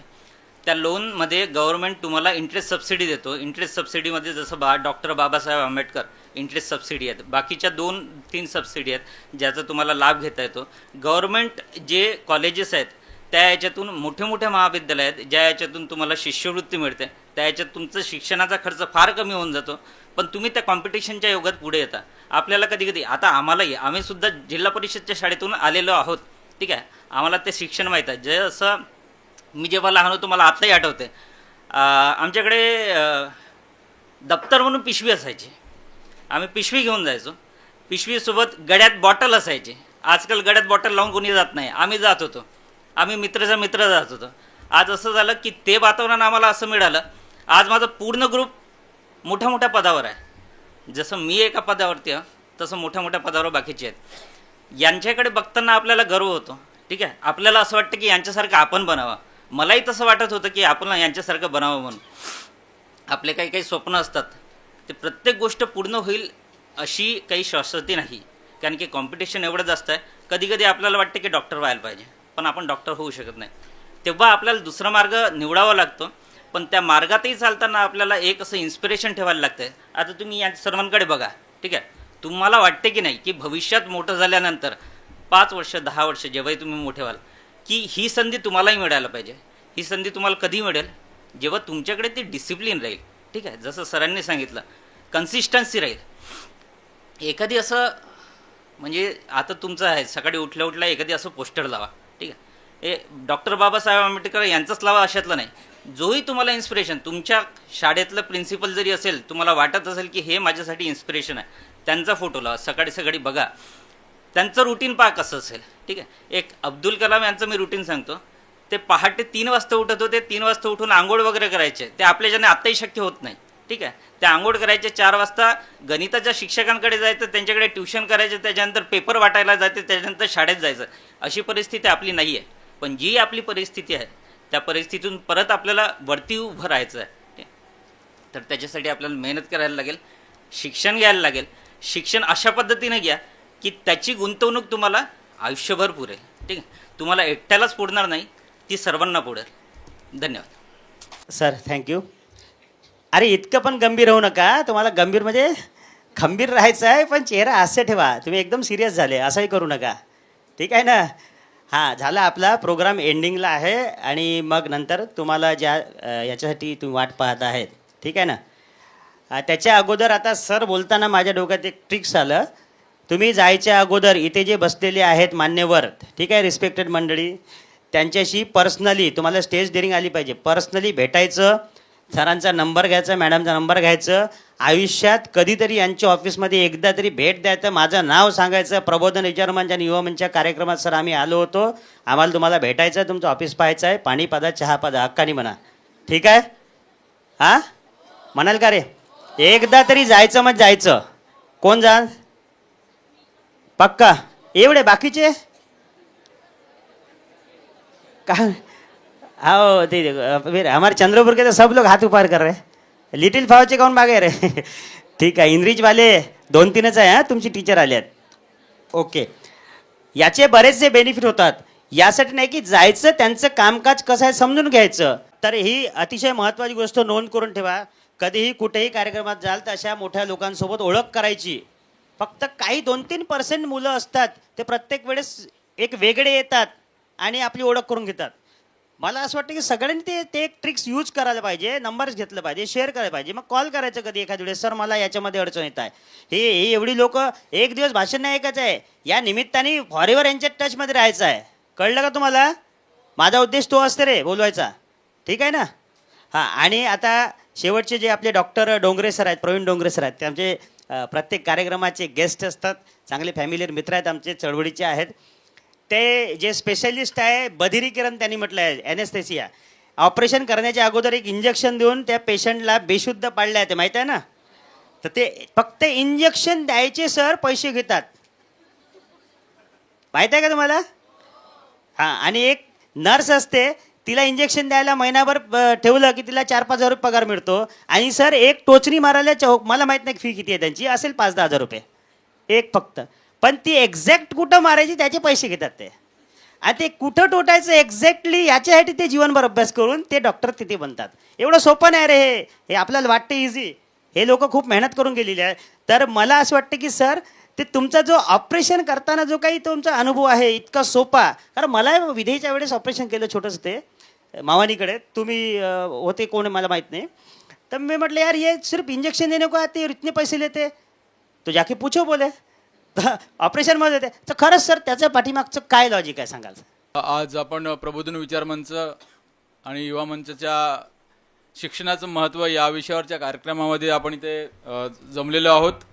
आजच्या कार्यक्रमाचे अध्यक्ष सोनटक्केजी साहेब आणि उपस्थित मान्यवर सचिन थोरातजी, संध्या जिवंडे मॅडम, संगीता थूल मॅडम, पंकज जीवनेजी आणि उपस्थित वावरे साहेब आणि उपस्थित बंधू भगिनींनो, विद्यार्थी मित्र आणि मैत्रिणींनो. तर आजच्या पूर्ण कार्यक्रमाचा जो टॉक होता की शिक्षण आणि त्याचं महत्त्व, तर ह्या विषयावर सर्वांनी मार्गदर्शन केलेलं आहे. आणि आपल्या महापुरुषांनी मग जगाला मानवी मूल्यांची रुजवात करून देणारे तथागत बुद्ध आणि आधुनिक काळामध्ये जे वंचित समाज होता, शोषित पीडित समाज होता, त्या समाजाचं उत्थान करणारे महात्मा ज्योतिबा फुले, शाहू महाराज आणि डॉक्टर बाबासाहेब आंबेडकर हे त्रिरत्न आहेत. ह्या सर्वांना नमस्कार त्यांच्या कार्यकर्तृत्वाला करतो आहे मी. तर महात्मा फुल्यांनी सांगितलं की आपल्या जे शिक्षणाचे महत्त्व सांगितलं की विद्येविना मती गेली, मतीविना नीती गेली, नीतीविना वित्त गेले, वित्ताविना शूद्र खचले, एवढे अनर्थ एका अविद्येने केले. असं महात्मा फुल्यांनी आपल्या सगळ्या एकंदरीत भारतीय समाजाच्या आणि आपला मागासवर्गीय जो सगळं समाज आहे, SC ST OBC मुस्लिम मायनॉरिटी, ते हे भारतीय व्यवस्थेमध्ये शिक्षण न मिळाल्यामुळे त्यांचं हे झालं. तर शिक्षणाने काय होतं? शिक्षणाने योग्य अयोग्य कळते, शिक्षणाने खरे खोटे कळते. आणि इथे लिहिलेलं आहे की गुलामाला गुलामीची जाणीव करून द्या म्हणजे तो गुलामी विरोधात बंड करून उठेल. म्हणजे कधी कधी माणसांना असं दाबून पिचून ठेवलं जाते की त्याला वाटते की हेच जग आहे. म्हणजे काही वर्ष आधी स्त्रियांना असं वाटायचं की चूल मूल सांभाळणं म्हणजेच ही आपली दुनिया आहे. पण बाबासाहेबांनी हिंदू कोड बिलाच्या संदर्भात आणि सगळ्यांना समान अधिकार, शिक्षणापासून तर नोकरीपासून तर सगळ्या हे जे दिलं, तर त्याच्यामुळे हे तर आपल्याला माहीत झालं की शिक्षण ही एक शक्ती आहे आणि शक्तीने आपण जग बदलवू शकतो. ह्या म्हणजे शिक्षणाने फक्त नोकरीच केली पाहिजे असं नाही. तर तुम्ही व्यवसाय करत असाल तर ते व्यवसाय अधिक चांगल्याने करू शकता. तुम्ही शेती करत असाल, रोजगार करत असाल, नवीन नवीन आयडियाज ज्या कल्पना येतात त्या शिक्षणामुळेच तयार होतात. त्यामुळे शिक्षणाचं महत्त्व अत्यंत आवश्यक आहे जीवनामध्ये. म्हणजे तुमचं व्यक्तित्व बदलतं, तुमचं व्यवहार बदलतात, समाज तुमच्याकडे वेगळ्या नजरेनं बघतो आणि आपणही आपलं आपली वैचारिक स्तर सुद्धा बदलतो. जो समाज अडाणी असतो त्या समाजाच्या अडचणी भरपूर असतात आणि म्हणून सुसंस्कृत समाज निर्माण होण्यासाठी शिक्षणाचं अत्यंत गरज आहे. तर जोपर्यंत आपण मेहनत घेणार नाही, मी पहिल्या वर्गापासून 10व्या वर्गापर्यंत 10वी नंतर 11वी 12वीमध्ये तुमचं जे आपलं स्ट्रीम चेंज करतं त्याच्याने आपलं आयुष्य घडतं, तर हे मेहनतीनेच होतं.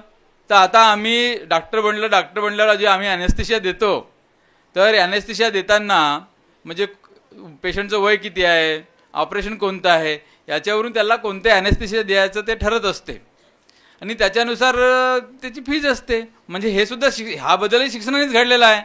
म्हणजे एखादा मजूर दिवसभर राबतो, तो 700-800 रुपये रोजी कमावतो. दुसरे एका दिवसामध्ये कोणी 500 रुपये कमवणार आहे. एक डॉक्टर ऑपरेशन करून तो 20,000 रुपये 1,00,000 रुपये घेतो. तर हे ताकदसुद्धा आहे, हे बदलसुद्धा शिक्षणानेच येतो. त्यामुळे सगळ्यांनी शिक्षणाचं महत्त्व ओळखून खूप चांगलं शिक्षण घ्यावं. आणि विनोदजी सोनटक्के नेहमी 6 महिन्याला वर्षाला असे कार्यक्रम घेत असतात. त्यांचं तर कौतुक करावं तेवढं कमी आहे. आजच्या कार्यक्रमाच्या उमरे मॅडमनी प्रस्तावना मांडली आणि सगळी यांची जी प्रबोधन विचार म्हणजे टीम आहेत, सोनटक्के मॅडम आहेत, ह्या सगळ्यांनी ज्यांनी या कार्यक्रमाला पुढे नेण्याचं आणि ही जी वैचारिक चळवळ, शैक्षणिक चळवळ पुढे नेण्याचं जे काम करतात, सर्वांचा मी कौतुक करतो आणि धन्यवाद देतो. आणि मलाही इथे बोलवलं त्याबद्दल आभार व्यक्त करतो. आणि सर्वांना नमस्कार. जय भीम, जय भारत. आणि खरंच विसरायला नाही पाहिजे या गोष्टी. तुम्ही घरी गेल्यानंतर घरचे आईवडील जेव्हा विचारतील, तुम्हाला जे काही आठवतं ते सांगा, ठीक आहे. पंकज जीवने सर इथे आहेत, त्यांना बघितल्यावर तुम्हाला काय आठवते ते सांगायचं. थूल मॅडम आहेत, त्यांना बघितल्यावर काय आठवते, त्यांनी काय बोललं ते आठवण ठेवून सांगायचं. थोरात सरांनी बरंचसं काही सांगितलं आहे. 3D हा शब्द विसरायचा नाही, कळलं ना.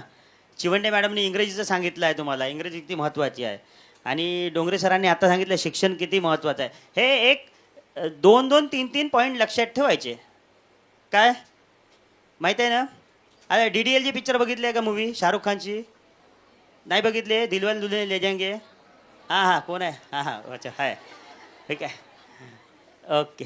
हां म्हणजे अशा मूवी बघतो ना आपण. तर अच्छा पुष्पा बघितले आहे? एक डायलॉग सांगा बरं. अच्छा, आणि पूर्ण मूवी सांग म्हटलं तर नाही माहीत. असं असते. म्हणजे काही गरज नाही मूवी आठवण ठेवायची, हा कार्यक्रम पूर्ण आठवण ठेवायची गरज नाही. पण या कार्यक्रमामध्ये तुम्हाला जसं पुष्पाचे डायलॉग माहिती आहे, तसे काही डायलॉग्स जे होते ते डोक्यात ठेवा. कुठल्या डायलॉग्सनी कुणाचं आयुष्य बदलेल काहीही सांगता येत नाही. ते डायलॉग्स कोणाचे कोणते असतात, वेगवेगळ्या विचारांचे लोक आहेत, ते डायलॉग्स तुमच्या डोक्यापर्यंत पोहोचले पाहिजे. म्हणून हा एक मंच आहे. याच्या माध्यमातून आपण तुम्हाला आणि यांना सर्वांना संधी देतो आहे की ते डायलॉग्स तुम्ही सेव्ह करा, ते डायलॉग्स डिलिव्हर करा. ओके आहे. रिसिव्हर आणि डिलिव्हर हा आमचा बिझनेस पार्ट आहे. कॅरी फॉरवर्ड C&F सारखं काम आहे आमचं. मी डेपो मॅनेजर आहे समजा. ओके, कॅरी फॉरवर्ड करतो आहे, कॅरी करतो आहे, फॉरवर्ड करतो. समजलं ना तुम्हाला? हा, बिझनेसमध्ये यायचं असेल तर मग सांगाल, ते तर खूपच चांगली गोष्ट आहे. तर या ठिकाणी आपण आता जे प्रथम पारितोषिक ज्यांना मिळाले होते, मी त्यांची नावं घेतो. ते जर इथे उपस्थित असतील तर त्यांनी कृपया मंचवर यायचं. आणि आपली जी टीम आहे सगळी, जे काही विचारमंचाची टीम आहेत, त्यांनी एक साईडला या आता सगळे.